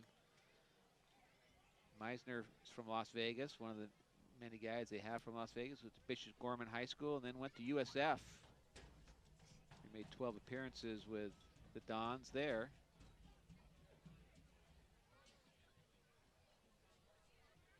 One ball and 1 strike to Jordan Sprinkle. Gauchos at first and second, and here's a pop-up into short left center field. And this will be... They're calling infield fly. They're calling infield fly as the shortstop, Ethan He, makes the catch for out number 2. And that'll bring up Brock Mortensen, who's walked and struck out today. He's 0 for 1. There's Brock. Gauchos, as I mentioned earlier, have just been so good all season long, batting with 2 outs and runners in scoring position, and they're looking to keep that trend going right now. Meisner's favorite team is the Cleveland Browns. That tells you a little something that Well, that one gets away, Even and to this cover is the plate. nobody's covering the plate right now. It goes in the dugout, and That's they're going one to base, send. yes. Yeah, they're going to send him back to third. Vote is going to go to third. One from the mound, 2 from the field. Right. So that pitch came from the mound. So it's only 1 base. And another tough one to block for Parker Schmidt. Yeah, he was looking at second base. He was all off on that one. He lifted his leg looking at second, almost like he had an inside turn, and then threw a 55-footer. 1 ball and no strikes. Now runners in scoring position at second and third for the Gauchos, and there's ball 2 as the concert has started. Yes, and Meisner needs to be a little bit careful with. It's not a block that's called very much anymore, but he didn't really come set on that. And they're going to put Mortensen on and face Jason Willow here. So the intentional walk to Brock loads the bases for Willow, who has struck out and singled in the game. Number 25, Jason. Kind of a gutsy call when you're talking about a young man who's walked 9 in 15-plus innings. Now you have nowhere to put Willow with the bases loaded. There you see Jason, a senior. Well, I mean, you see the numbers, and he just didn't like the matchup. So he knows his players better than we do. And the left-right matchup versus a right-right matchup, he liked this better, and coaches know what they're doing. There's the 1-0. That's inside, 2-0. It doesn't always work. You know, as you know, Jerry, what am I going to tell you? The best play is the one that works. And so you have numbers and you have matchups. You have all these things at your disposal, and this is what you expect. But then all of a sudden, it just doesn't work for some reason. 2-0 is fouled back, and Willow had a good rip at that pitch. Vogt is at third. Johnson is at second. Mortensen's at first for the Gauchos with 2 outs here in the 5th in a 3-3 game. It's one thing that, you know, when I coached summer ball for a couple summers up in Alaska, I actually lived with Mike Gillespie, and I was telling him a story of my early coaching career. And amazingly, one of the things he told me is, he goes, you know, sometimes you have to have the player. Sometimes the players have to produce. You can make all your decisions, but eventually the players really have to produce, because coaches beat themselves up on everything. And I know he beats himself up, or he beat himself up all the time, but he did give me those words of advice to try to ease my pain. 3-1, and Willow takes ball 4, and Meisner walks in the go-ahead run. Right, and that's exactly what you had said. That is the negative that can happen. The Gauchos I'm sorry, Bob. Yeah. Gauchos retake the lead 4-3. Everybody moves up 90 feet. So Kyle Johnson now at third, Brock Mortensen at second, Jason Willow at first for Gianni Bloom, who has homered and struck out. He homered to lead off the second, a big-time fly to left field. And that run is charged to Holiday, so now he is on the hook if this lead stays like this for the L. A lot of ball game left.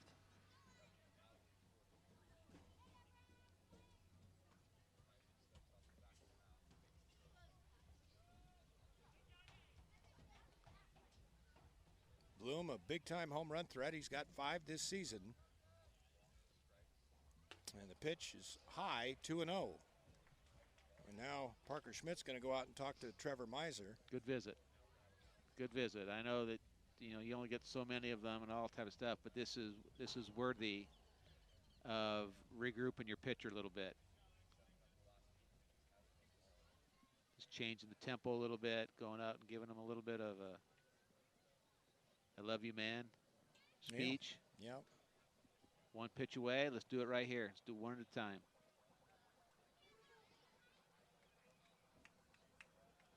Two balls and no strikes to Gianni Bloom with the bases loaded. And that's high for ball 3, 3-0. More activity in the Dixie State bullpen down the right field line. As you look at the Trailblazers dugout, a little concerned right now. Here's the 3-0, and Bloom takes a strike, 3-1. Boy, Gianni was loading up. It looked like he wanted to go with that one. So he's been up quite a bit. Now he is over the top, and he got his punch out, climbing the ladder. And he got Jordan to pop up on a fastball up. That one pulled just foul past Kyle Johnson. But he's going to want to. He's going to want to. He almost has to throw that ball down the middle, but you would never say that to a pitcher. Hey, just throw the ball down the middle. Reed just told me that is Scott Wright warming in the bullpen for Dixie State. 3 balls and 2 strikes with 2 outs, so the runners will take off here on the full count pitch. Here it comes, swung on, line drive, base hit, left field. 1 run is in, 2 runs are in. Going to third is Willow, going into second is Bloom, and he's out. But 2 runs score on the base hit by Gianni Andrew Bloom. wants to check that out. 19 runs that weekend, but beyond that, he has just been outstanding. Two rough outings all year. Out of 19. Right. 2 balls and 1 strike to Tyler Hollow, who has struck out, singled, and scored. The 2-1 is slapped foul off to the left and out of play. Ooh, and that hit the back windshield of a truck, but fortunately the window is intact. People still looking to get into the concert, even though they are. Kind of started the beginning acts. There's a liner over the head of Jordan Sprinkle into center field, a base hit. So that was a solid single by Tyler Hollow. He's at first with nobody out here in the 6th inning, and the Gauchos up by 3. Here you look at it one more time. Number 2, Ethan. Well, they had him played right, but Hollow hit it where they weren't. So here's Ethan He, who has struck out and flown out to center. He's 0 for 2.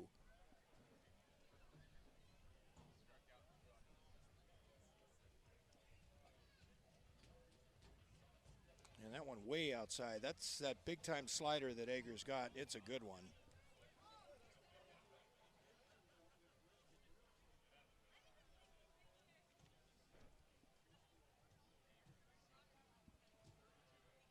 Here's the 1-0, and that's hit right back to Egger. Could be 2 to second for 1. Over to first, double play, turned by the Gauchos. That'll be 1-6-3 on the double play. And good poise. He ends up in good fielding position. He does everything very fundamentally well. I mean, he does that good feed, under poise, good athlete, a lot to like with Matt Egger. Absolutely. So here's Chase Rodriguez, who has walked twice and scored one of the 3 Dixie State runs. He bats with 2 outs here in the 6th. And Egger trying for the backdoor slider that time, missed outside 1-0. He was an area code guy, so he was a guy that people knew about and probably a lot of recruited teams out there on him. 2-0 pitch. Outside corner for a strike, 2-1. 89 to 93, and a slider, or fastball slider, his go-to. He does throw change as well. Yeah, I love that slider of Eggers. It's really something. So 3 balls and 1 strike, and the 3-1 is low and in to Rodriguez, so he draws his 3rd walk of the game, and he's at first with 2 outs for Matthew Ivancic, the 3rd baseman, who is 1 for 2 with a single. 3rd baseman, number 28, Matthew Ivancic. So 11 of his 19 outings, he's given up nothing, no runs. And there's a good slider on the inside corner for a strike, 0-1. And he's a 2-3 inning guy. So he's pitched more than 1 inning a number of times. 1, 2, 3, 4, 5, 6, 7, 8, 9, 10, 11, 12, 13, 14 of his 19 outings has gone more than an inning. And I'd also prove that I can count. for the people at home. And there is strike 3 called on the inside corner. The front door slider by Matt Ager, and that does it for Dixie State here in the 6th. Coach Andrew Checketts and associate head coach Donegal Fergus. For the Gauchos, third baseman, number 28, Bryce Willits. One of the best baseball programs in America. The Gauchos ranked 19th in the ESPN poll and 19th in the Division I poll, and they're ranked number 9 in collegiate baseball. Here's Willits taking outside, 1 ball and no strikes. Willits doubled and scored in the first, struck out in the second, flew to center in the fourth, so he's 1 for 3. So Wright is one of the better arms out of the bullpen for Dixie State. 1-0, missed outside, 2-0.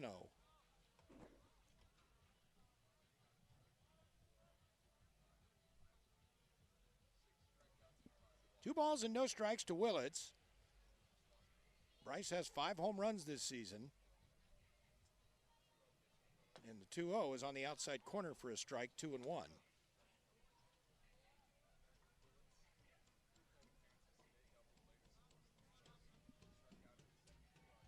Cal Poly and Cal State Fullerton are 1-1 going to the bottom of the 7th in Fullerton. That's a big game for the Gauchos. 2-1, swung on and fouled back, 2-2. UCSB's magic number to clinch the Big West Conference regular season title and earn an automatic bid to the NCAA regionals is 2. Any combination of Gaucho wins and Cal Poly losses, and UCSB clinches the conference championship. Gauchos will be back to conference play next weekend here at home against UC Riverside, and a chance to celebrate on their own field.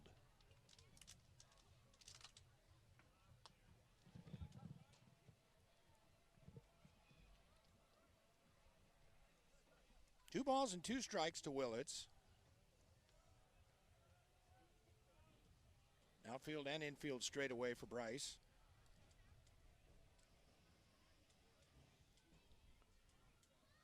Both teams have 6 hits in the ballgame, but the Gauchos lead at 6-3. And Willits lines one, and a great catch by the shortstop, Ethan He.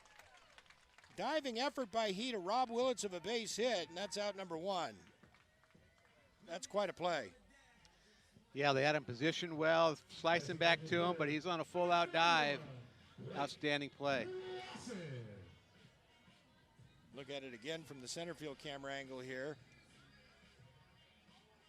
He just laying out. Nice play. So here's Blake Clausen, who has lined to left, grounded to second, and lined to third.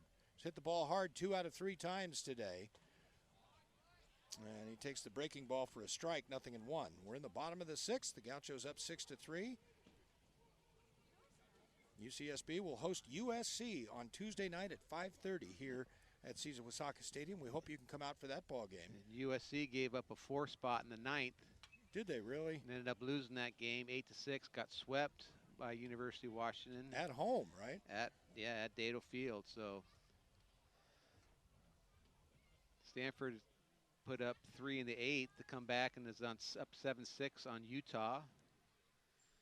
Arizona's putting a whipping on Oregon State 10-5. That's in the bottom of the 7th, and UCLA and Washington State are tied. Wow, that is a really surprising. USC has had a very rough season, as you were telling me about yesterday, Bob. Did you get any Big West scores while I was gone? I got the Cal Poly Fullerton score, 1-1 in the bottom of the 7th. Okay. 1-2 pitch to Clausen. That's outside, 2-2. I'll dig in for some. That's the only Big West score I gave. I'll come in. I'll dig in for some whack scores for the people out in St. George that might care about. Now they don't qualify for the NCAA tournament this year. Good pitch right there. And it gets away from the catcher, and Clausen will go to first, and the throw is in time. Good play by Parker Schmidt, the catcher, as that pitch was in the dirt. That's a strikeout. Yeah, if he hadn't gone down, he probably would have beaten it out. But after almost rolling his ankle on that pitch, yeah. So here's Nick Vogt. Vogt has walked twice, been hit by a pitch, and scored 2 runs. So he does not have an official at bat in this game yet. He bats with 2 outs in the 6th, and he takes a strike, 0-1. Well, the only score of Grand Canyon beat New Mexico State 5-4. That was in Las Cruces. If you've ever been to Las Cruces, that the 5-4 score is in itself is a miracle. That's a hitter's ballpark, isn't it? Yes, that's to say the least. No balls and 2 strikes on Nick Vogt, who hit a 2-run homer to dead center yesterday. Sac State beat Utah Valley 7-2. And Vogt hits one slowly to the shortstop, and it's under his glove, and that should be an infield single, I would think. That should be a hit, yeah. That's a tough play. Even if it fielded it, he would have a hard time getting Vogt. And Vogt needs that hit that will, even because he's been on base 4 times now, but that extends his hit streak to 20 games. Well, they've given it an error, I think. Well, I don't have another error in my book. Do you, Bob? Kirtley's. No, for Dixie State. I think they'll overturn that and call it a hit. Here's Kyle Johnson now, who has struck out twice and walked and scored a run. 6-3 Gauchos in the 6th inning, and Johnson takes a strike, and I'm not sure Kyle agreed with Dwayne Finley on that call. But as mentioned earlier, it doesn't matter. It's Dwayne's call that counts. Christian Kirtley would be next if Johnson can keep it going here. Vogt's got good speed at first, not going, and the changeup misses low and away, 1-1. Vogt is 8 for 11 in stolen base attempts.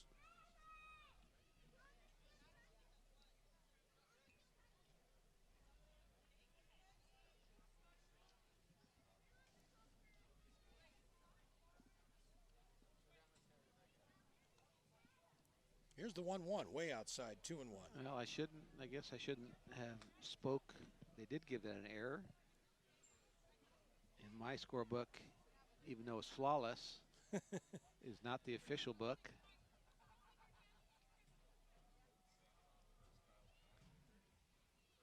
So Johnson will put that down as an E in the book. 2 balls and 1 strike to 2-1, outside, 3-1. However, for hometown scoring, which I'm not for butchering, the scorebook, right, and not being unfair or ridiculous. But I could see that going either way, quite frankly. It would have been a close play. Johnson pops one up to the left side. Coming in is the left fielder Rodriguez, and he calls off the shortstop And here's Matt Ager facing Jagan Levitt, who has gone 0 for 2 today with a strikeout and a line out.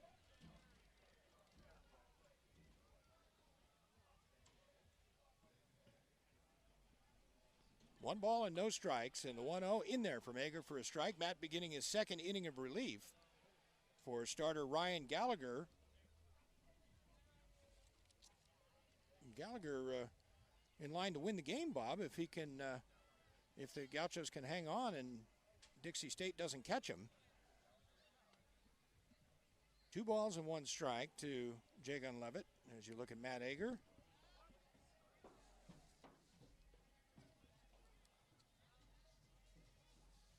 And Ager's pitch fouled back, 2-2. Matt is 6'5", 210 pounds, a freshman from Pleasanton, went to Foothill High School.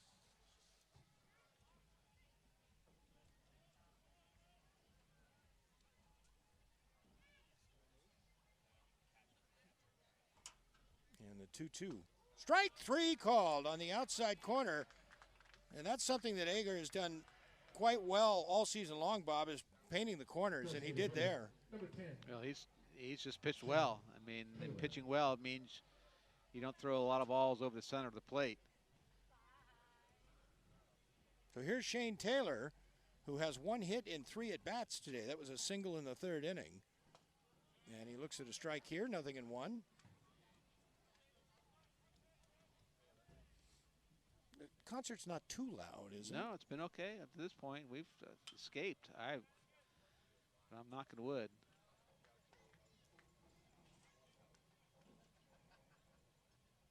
I want to thank our great crew again. Ree, our terrific director, and Art Philippi, our wonderful engineer, and doing graphics today. And Art was quite busy before the game as we were having a problem with our center field camera, and Art and Ree and Zach were able to get it going.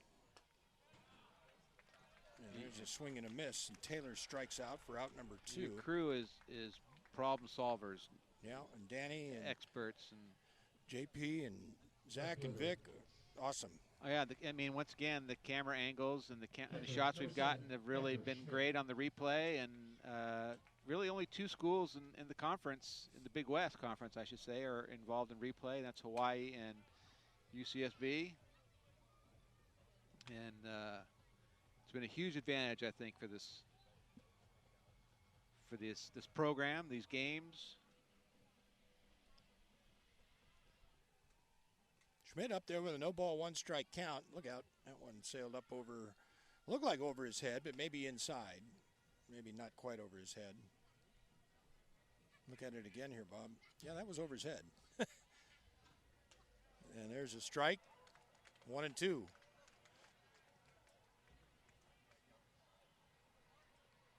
The outfield is really shifted the other way against Schmidt. There is so much room down the left field line. If he were to pull one, he may get 3. Well, he could hit it right up the middle and get 3. Yeah, exactly. And he pulls this one to left field off the end of the bat, and that's going to be a base hit, dropping in front of Christian Kirtley. Yeah, so with 2 outs, there's a base clearly hit. some knowledge, because he struck out, but he lined out the second, or lined up the short on that double play ball, and he's hit the ball to third, and now he's single left, so he hasn't hit a ball that side of the field today. He did play yesterday, and I have to figure out what he did yesterday. I'm going to bring up Caden Hollow here, who doubled and scored in the 1st, walked in the 3rd, struck out in the 5th, so he's 1 for 2. Hit a couple balls the other way yesterday. All right, big at bat here for both squads. Gauchos are playing behind at first base. You understand, with a big left-handed hitter up. Sometimes Gauchos are trying to push you into running. No balls and 1 strike. And the 0-1 missed outside, 1-1. Egger was trying for that same spot he just hit the corner on 2 pitches ago. Parker Schmidt does have 8 steals.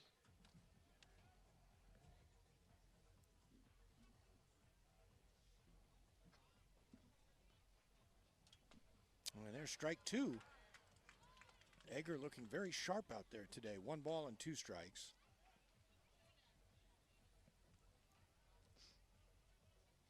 So it is a time to potentially run here. You see how close to the bag Gauchos like the Jordan Sprinkle is. Not going, and that one up and away, 2-2.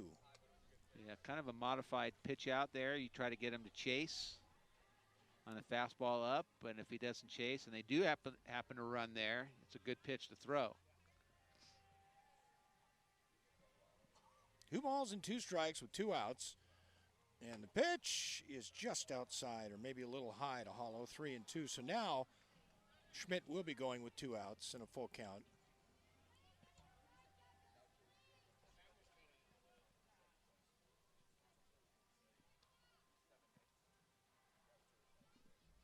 Three balls and 2 strikes, and here's a line drive down the right field line, and the Gauchos were playing him to hit the other way.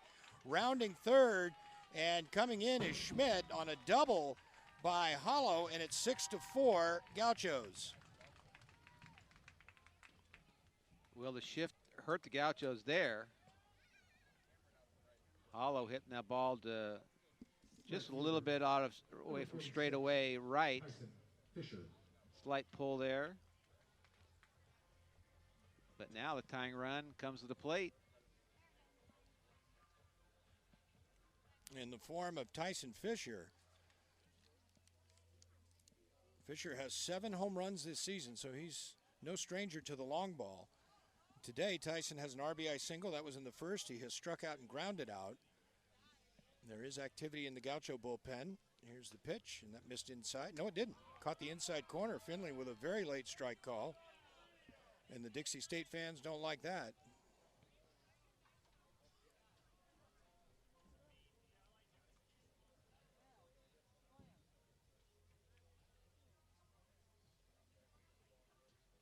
Here's the next offering, and that missed inside. 2-1. Or 1-1, I beg your pardon.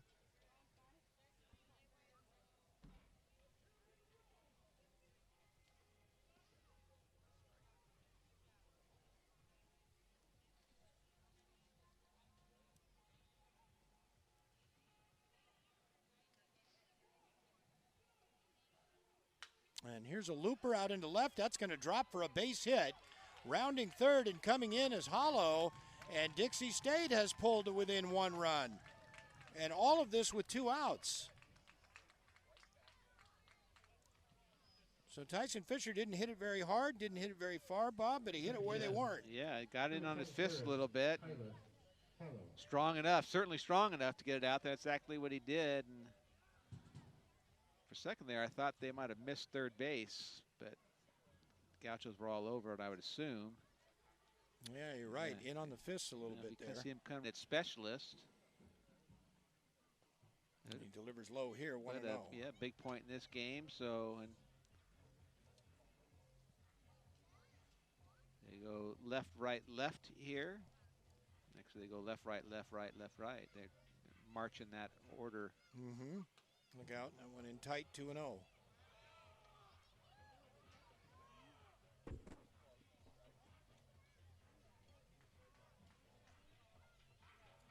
Dixie State is out hitting UCSB 9-6. The Hat Box 2-0. That's upstairs. Snap throw to first, and just back in is Tyson Fisher. That was a good throw by Gianni Bloom. Look at it again here, Bob. Pretty close. Yes, it was. Just safe. Yeah, the difference really is that when the Gauchos scored those 3 runs in the 5th, it was on 1 hit. Hattenbach walks him on 4 pitches. So the tying run moves into scoring position at second base with Tyson Fisher, and over to first goes Hollow for Ethan He, the shortstop. It's not going to be He. I think they're going to pinch hit for him. Yep, they are. So this is going to be Zach Thomas to pinch hit. Your attention, please. Pitch hitting for Dixie State. Number 14, Zach Thomas. So Zach is going to pinch hit here in the 7th inning as Dixie State has scored 2 runs. All of this has come with 2 outs. Right. And that'd be interesting in regards to Thomas. This is probably getting somebody ready. Thomas, as we know, also pitches and has one of the top 4 ERAs on the team. So I'm sure they could still use him, but he'll go in to play third base, and Ivan Sitch will move to short, you would think. Mm-hmm. I don't want to. Well, Thomas hitting .293. He's got 4 home runs and 21 runs batted in this season. And Hattenbach looking to throw a strike at some point here. He misses here. That's 5 straight balls by Hayden, and it's 1 ball and no strikes.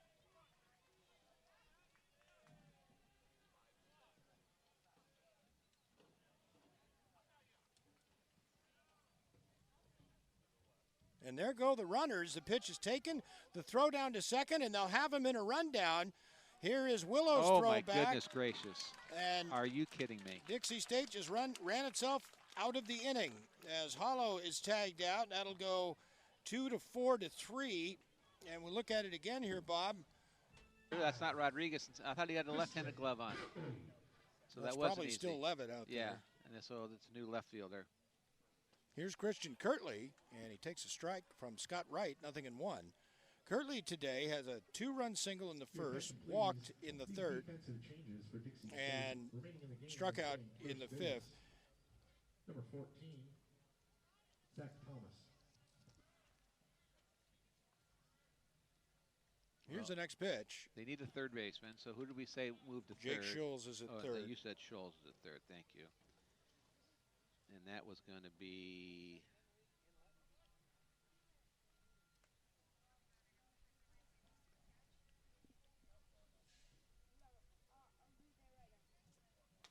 And the pitch outside. so they put Hollow behind the plate and they took out maybe Schmidt, and did Schmidt go to Caden Hollow is behind the plate yeah, now. so he's catching now. And Parker Schmidt is in left. Thank you, Ree. And there's a strike to Kirtley. Christian didn't agree with it.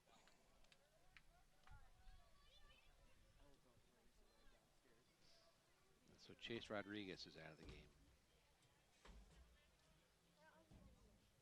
And that's where Schulz most likely would be. In his spot. Here's the next offering, and that's ripped over the head of Schulz down the left field line. Going over to get it is Schmidt against the wall, and Kirtley will have himself a leadoff double for the Gauchos here in the seventh.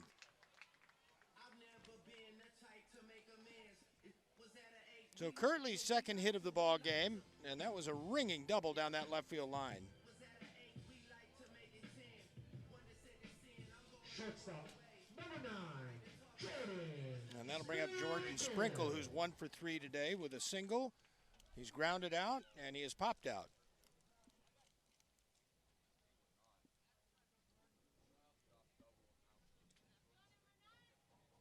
So the Gauchos looking to get some insurance here in the 7th inning. Brock Mortensen on deck for UCSB.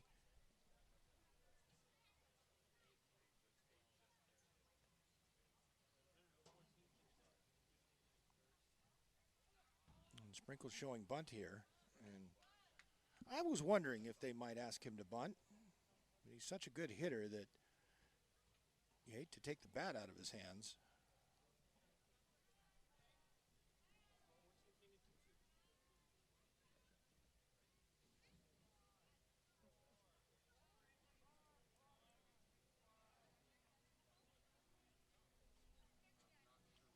And I don't know why home plate umpire Dwayne Finley, I don't know what he was gesturing about there. No balls, and oh wait, I think that they put a strike on the board. Here's the next offering, and He went. Jordan Sprinkle went. Did he take too long to get back in the box, and by virtue of that, it was a strike on that first one? The scoreboard says nothing in 2, and it is 0-2. So does Dwayne. So that would be the likely no warning, I guess. And Andrew Checkis didn't come out. Normally that would okay, maybe they're just describing it now. So I think you were right. I'm trying to straighten out my scorebook here. No balls and 2 strikes to Sprinkle, likely not bunting here. And the 0-2 is in the dirt. Good stop by Caden Hollow, the new catcher, and it's 1-2.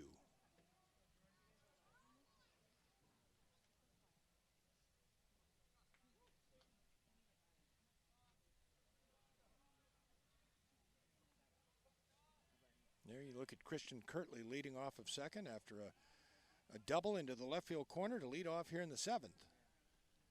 1 ball and 2 strikes, and the 1-2, and Sprinkle hits this one hard right at Schmidt, though, in left field for out number 1. That was an off-speed pitch down in the zone. He stayed on it and hit it hard. 97 mile an hour off the bat, but an atom ball for out number 1. Number 32, Brock Mortensen. From a coaching perspective, you say I'd take a 17 mile an hour ground ball to second base on that one. Mm-hmm. Yeah. But it was a good pitch, and he had 2 strikes against him, so there's only so much you can do. So here's Brock, who has walked twice and struck out today. He's 0 for 1. Mortensen leads the Gauchos with 11 home runs this season.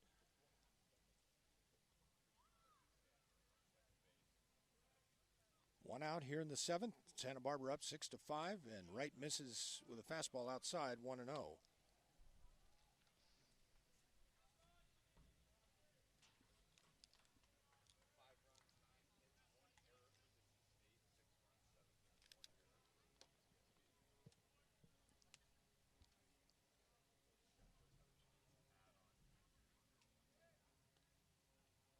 Wright comes to the plate, and that one hammered.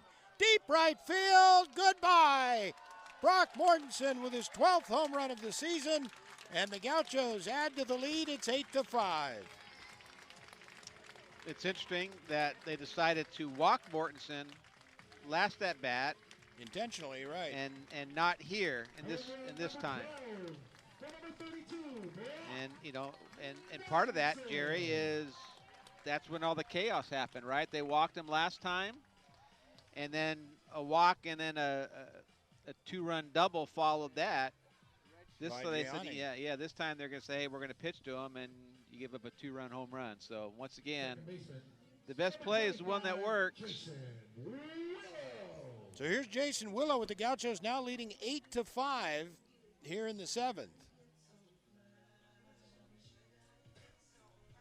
Dixie State hasn't done a lot of things to help themselves. I agree this weekend. Made some outs on the base paths and some walks and things like that. He will move into 7th place on the innings pitched all-time list for Dixie State. And then they take him out. And they took him out. Gave up a hit, and they took him out. So here's to 2 outs for Jimmy. And here's Jason Willow batting with 1 out here in the 7th and an 0-1 count.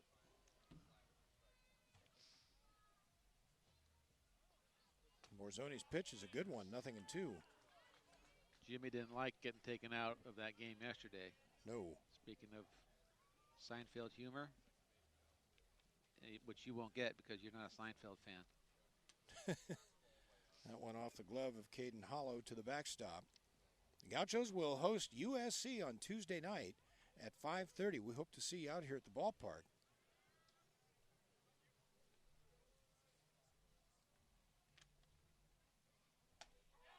And that is strike 3 called, and Willow caught looking for out number 2.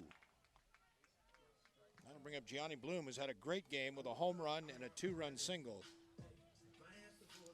Catcher, number 27, Gianni Bloom.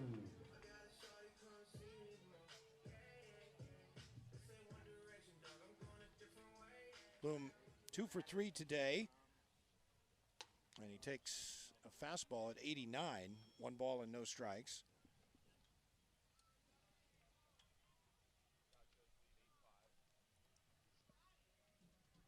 And there's a good slider from Borzoni for a strike, 1-1. Borzoni from Vancouver, Washington. Union High School. There's strike 2, that one at 90. Got a good arm.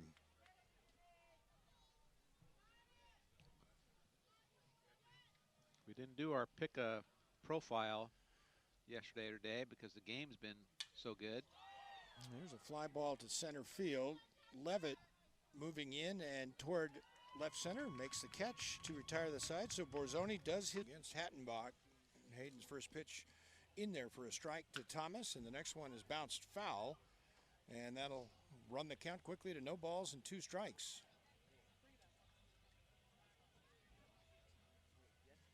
Coach Checketts would love Hattenbach to finish this game. 0-2 pitch. Outside, 1-2.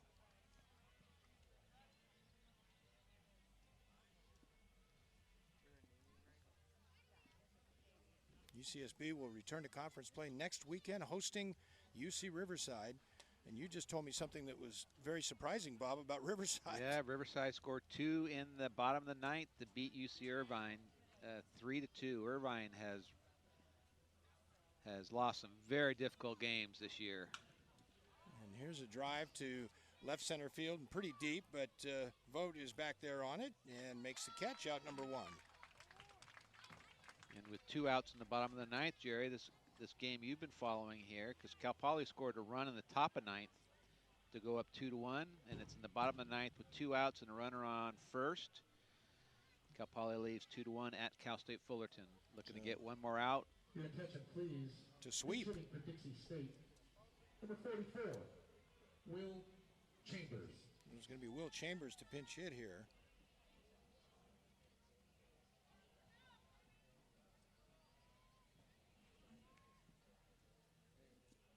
So Chambers pinch hitting against Hattenbach, and Hayden hits the inside corner with a strike. No balls and 1 strike. There's Will, 6'3", well put together, 210 pounds, a redshirt sophomore. Hattenbach works quickly. Probably wants to get to see some of that concert over there at Harder Stadium, and it's no balls and 2 strikes. I would imagine some of the Gaucho players will head on over there after the game, Bob, if it's still going. Here's the 0-2, swing and a miss, and Hattenbach strikes out Chambers with an 88-mile-an-hour fastball. So with 2 outs, here's Matthew Ivancic, who is 1 for 3 today with a base hit in the 4th. He's also grounded out and struck out. Number 28, Matthew Ivancic. Hattenbach misses high at 87 miles an hour, 1-0. Are you going to go to the concert after we're done? Students only, Jerry. That's right. I will go over there. Well, you're no, an administrator. Yeah, well, we have umpires over there, and I might have to go over there. Ah, yes. But I have about as much interest in going to that concert as you do watching paint dry. If it's in my house, I don't mind watching paint dry. 1-1, and that one bunted at and fouled by Ivancic, and it's 1-2. Hattenbach means business this inning. He's been throwing, just pumping the strike zone. Well, he's been good, like a lot of the Gaucho arms. And like a lot of times, the bunt is there, and the opponents do not get it down against the Gaucho. That ball, you'd have to be in on my humor to get that one. No, it's on his bio. And Willits up there. Bryce doubled and scored in the first inning. He's 1 for 4. It was robbed of a hit on a great play by the shortstop in the 6th inning. Look out. That went up and in. 1-2.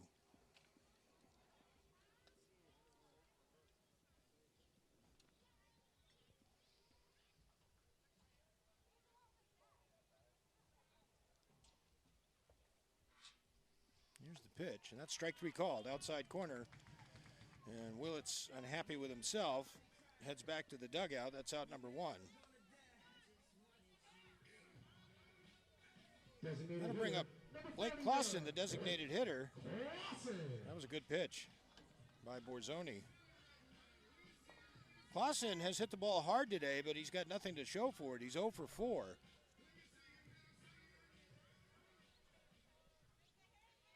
Blake looking to get a base hit here. And he takes a strike from Borzoni, 0-1. Breaking ball, first pitch, down at the knees.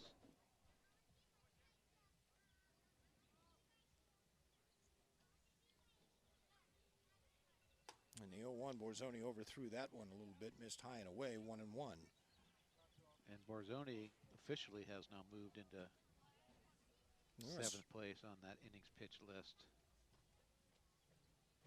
He's in a lot of statistical categories. Every time he pitches, he's adding to some. He's all over there. Not all of them are gorgeous, but he is all over that record book. 1 ball and 2 strikes to Blake Clausen. And Clausen strikes out on a fastball at 91. For example, he is number 1 all time in hit by pitches. So here's Nick Vogt. Vogt has walked twice, been hit by a pitch, and reached on an error. And he takes a strike here, 0-1. I guess they never changed that to a hit, did they? It was a fair score. It could have gone either way. I was looking at more of it as a hometown. Mm-hmm. You know, it didn't affect anything. That was, after, it was the only thing in the inning, right? Right. Line out, K, error, F7. Well, can we look at that way? No harm, no foul. 0-2 pitch, and Vogt pops this up on the infield, and Gauchos have a chance to clinch the Big West Conference regular season championship next weekend here at home against UC Riverside. We hope to see you out here for those games. Friday at 5:30, Saturday at 4, Sunday at 1. Before that, the Gauchos will host USC Tuesday night at 5:30. Here's Hattenbach's pitch, and that's pulled foul up along first. And it's 2-2. You charging your phone? No. I'm charging TrackMan. Oh, TrackMan. And TrackMan's a lot more powerful than this charge because I started at 10%. Mm-hmm. I've been charging for the last 4 hours, and it's at 8% now. 2-2 pitch. That's inside in the full count. Jagon Levitt, the hitter, and then the top of the order, Shane Taylor and Parker Schmidt. If anybody reaches, Caden Hollow. It's actually not Parker Schmidt anymore. Oh, yes, it is. He's in left. He's in left. Check swing, and the third base umpire, Javier Navarro, says no swing, so a leadoff walk here to Jagon Levitt.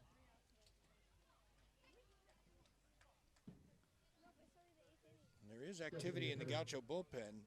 I see Ryan Harvey stretching out down there.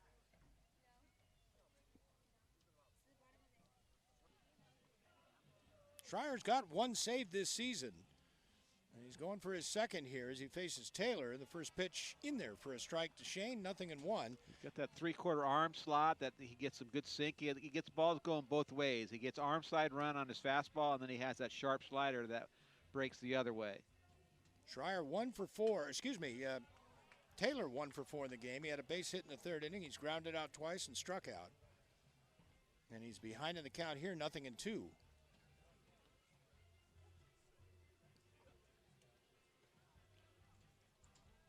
They're not holding Levitt at first base. Here's the pitch, and that's low and away.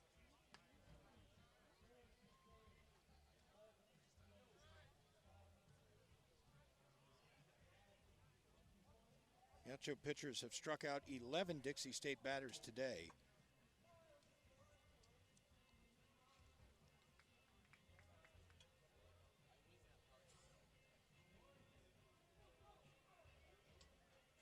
And the 1-2 swung on and chopped foul over toward the Gaucho dugout.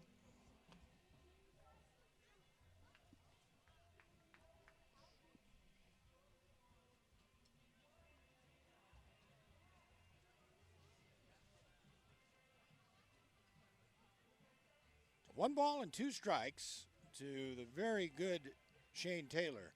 And the 1-2 is outside, 2-2. This game just at the 3-hour mark right now. 2 balls and 2 strikes, a 2-2, and that's hit back up the middle, and that's a base hit to center field. So Dixie State has something going here in the 9th inning with nobody out, runners at first and second. Boy, Taylor is a good hitter. Yeah, he is. Those numbers aren't fake. Left fielder, number 7, Parker Schmidt. That's his 12th multi-hit game in the last 24 games, so that's pretty darn good. Yeah. There's Parker Schmidt, who's 1 out of 4 today. He's also scored a run.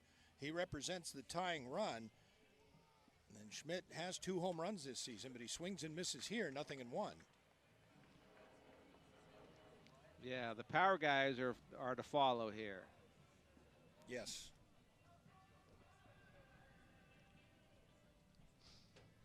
No balls and 1 strike. And Schreier's 0-1 is a slider that missed low and away, 1-1.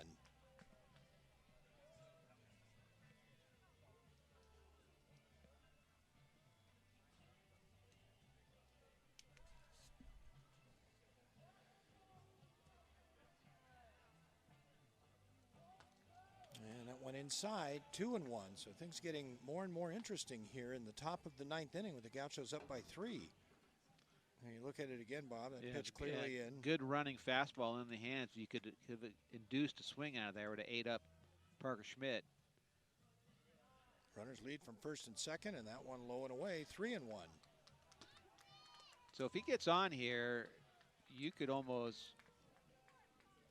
bet your bottom dollar that you'd see Ryan Harvey in this game, which you weren't necessarily thinking that was going to happen. He threw 2 1/3 last night, threw 36 pitches. And here's the pitch, and that is lined to short. Good catch by Jordan Sprinkle for out number 1.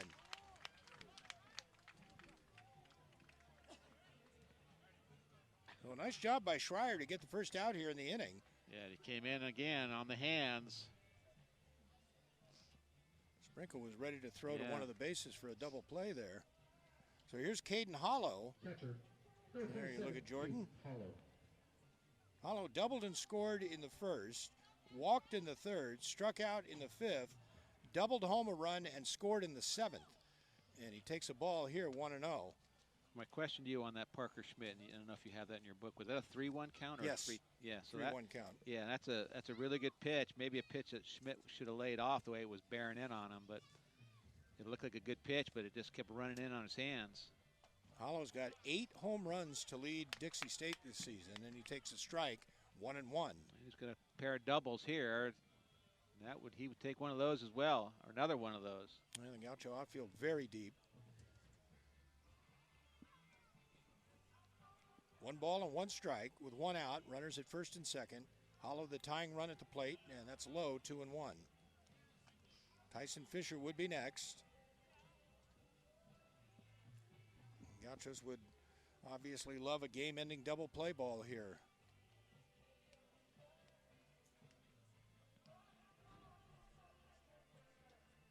The 2-1 swung on and slapped foul over the clubhouse. Well, I did read somewhere that they ground into a lot of double plays. They turn a lot, and they get turned on a lot. Trust me, it's in the stats somewhere. I believe you. 2 balls and 2 strikes with 1 out. Jagon Levitt at second, Shane Taylor at first. And Caden Hollow representing the tying run, swinging a foul back, and that was a very good defensive swing by Hollow. Well, it was an aggressive. It was a backdoor slider that caught part of the plate, and he didn't quit on it. And that's a good approach and a good swing right there to stay alive.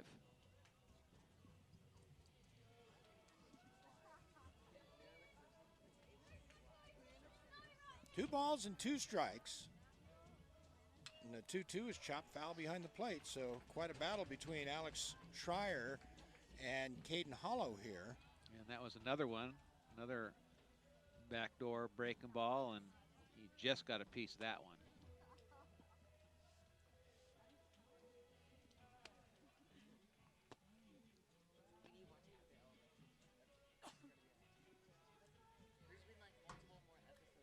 You wouldn't think you'd want to go after those pitches to go inside, but it's set up to go inside, but you don't really want to go inside with, There's a ball hit into short center field. Vogt coming in, can't get it. It drops for a base hit, and Dixie State will have the bases loaded here with 1 out, and now Tyson Fisher comes up representing the go-ahead run. Well, they did go inside, and it was a good pitch, but he was able to bloop it in no man's land. Right fielder, number 36. And good base running all around by the Trailblazers.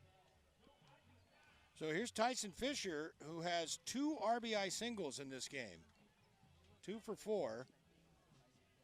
And Fisher has 7 home runs for Dixie State this season. He looks at a slider outside, 1-0.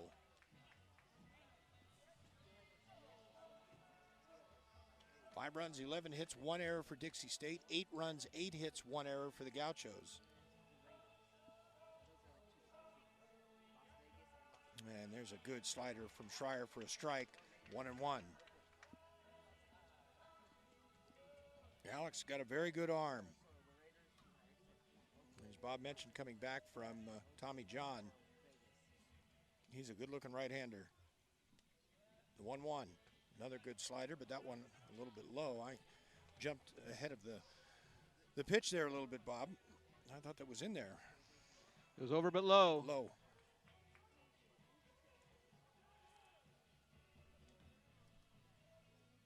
Here's the next offering, and that is up and in, and it's 3-1. Well, this is a big pitch in this ball game, Jerry, without question. You can get out of it. You can end the game with a good pitch. A warning for going to his mouth there. The Gauchos now have 3 infielders on the left side of second. Which Jason Willow is behind the bag. Makes the grounded into a double play a tough play. And this is a bounding ball to the right side. Willow dives, knocks it down, and 1 run will score, and that's all. So Willow, with that diving play to knock it down, prevented a second run from possibly scoring. But Dixie State gets one here, and now the tying run is in scoring position at second base with 1 out. There you see the right side of your screen with the play by Willow. Yeah, so the shift ended up beating him there. Another 3-1 jam shot. But Fisher hitting them where they ain't. The dive definitely saved a run, and it also saved the tying run from being 90 feet away. So now the go-ahead run is at first base. The bases are loaded for Dixie State here, as Tyler Hollow will bat. He has got 2 hits. He's also walked, and he has struck out, and Schreier starts him off with a strike, 0-1. And this is one of the best hitters overall in Dixie State history. And he's up in a big situation here. Strike 2, 0-2, and perfect pitch. Yeah. Perfect pitch. Tough to hit that one. It's actually good to lay off that one. That one at 90 miles an hour, Bob. Yeah. No balls and 2 strikes with 1 out and the bases loaded, the 0-2. And what a play by nice Gianni play. Bloom. Nice play. Digs that one out with the glove. You got to keep that double play in order, and that's what that wild pitch, or that block of the wild pitch did right there. And it saved a run, too. 1 ball and 2 strikes. And the 1-2 is low and in, 2-2.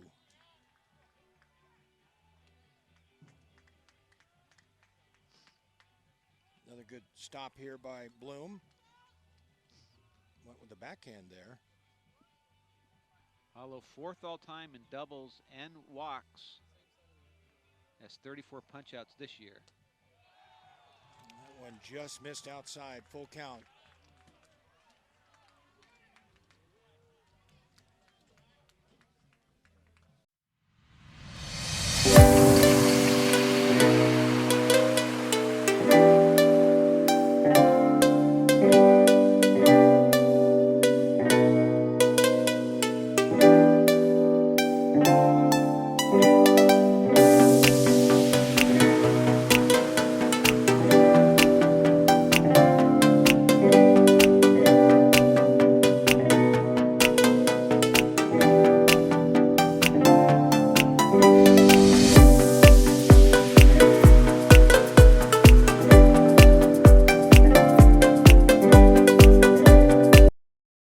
And wow, that was close. So Caden Hollow moves to third. Tyler Hollow is safe at first on a fielder's choice. And with 2 outs, Gauchos up by 1. Zach Thomas up there. And there's strike 1. 8-7 Gauchos. Well, you got a guy that usually closes or can close your game on the mound for the Trailblazers, trying to do it at the plate for the Trailblazers. Trying to extend the game at least. The tying run 90 feet away. 1 ball and 1 strike with 2 outs. Great job by our crew again today, Bob. They've been wonderful. Here's the 1-1 with runners at the corners, and Bloom with another good stop. And that was a catch right there, as much to stop. He picked it. Yeah, he didn't backhand. He kind of went with his just a good play. Who knows what can happen there? Big play. I mean, that's like saving a home run right there, right? Yeah. That's what that is. 2-1 pitch is outside, 3-1. Look at it again there. Yeah, Bloom just really did a nice job on that play. You put your glove down like that to put it in the 5-hole, but then the ball keeps going for you, so you just kind of keep going that way with your glove, with your palm up like that. Yeah. 3-1. Swing and a miss on a slider, and it's a full count. That's a gutsy pitch and fooled Thomas. This is somewhat of an advantage for Dixie State, where the runners get to start. So the Gaucho infielder is going to have to throw across. And if Thomas can get the ball into the outfield, gives Hollow a little bit of chance to, at the very least, get the third, but maybe even score. So Schreier at the belt. The runners will go. The 3-2 pitch, or at least the runner from first. Here it comes. Swung on and lined to center field. Vogt going back. The Gauchos have swept Dixie State in the 3.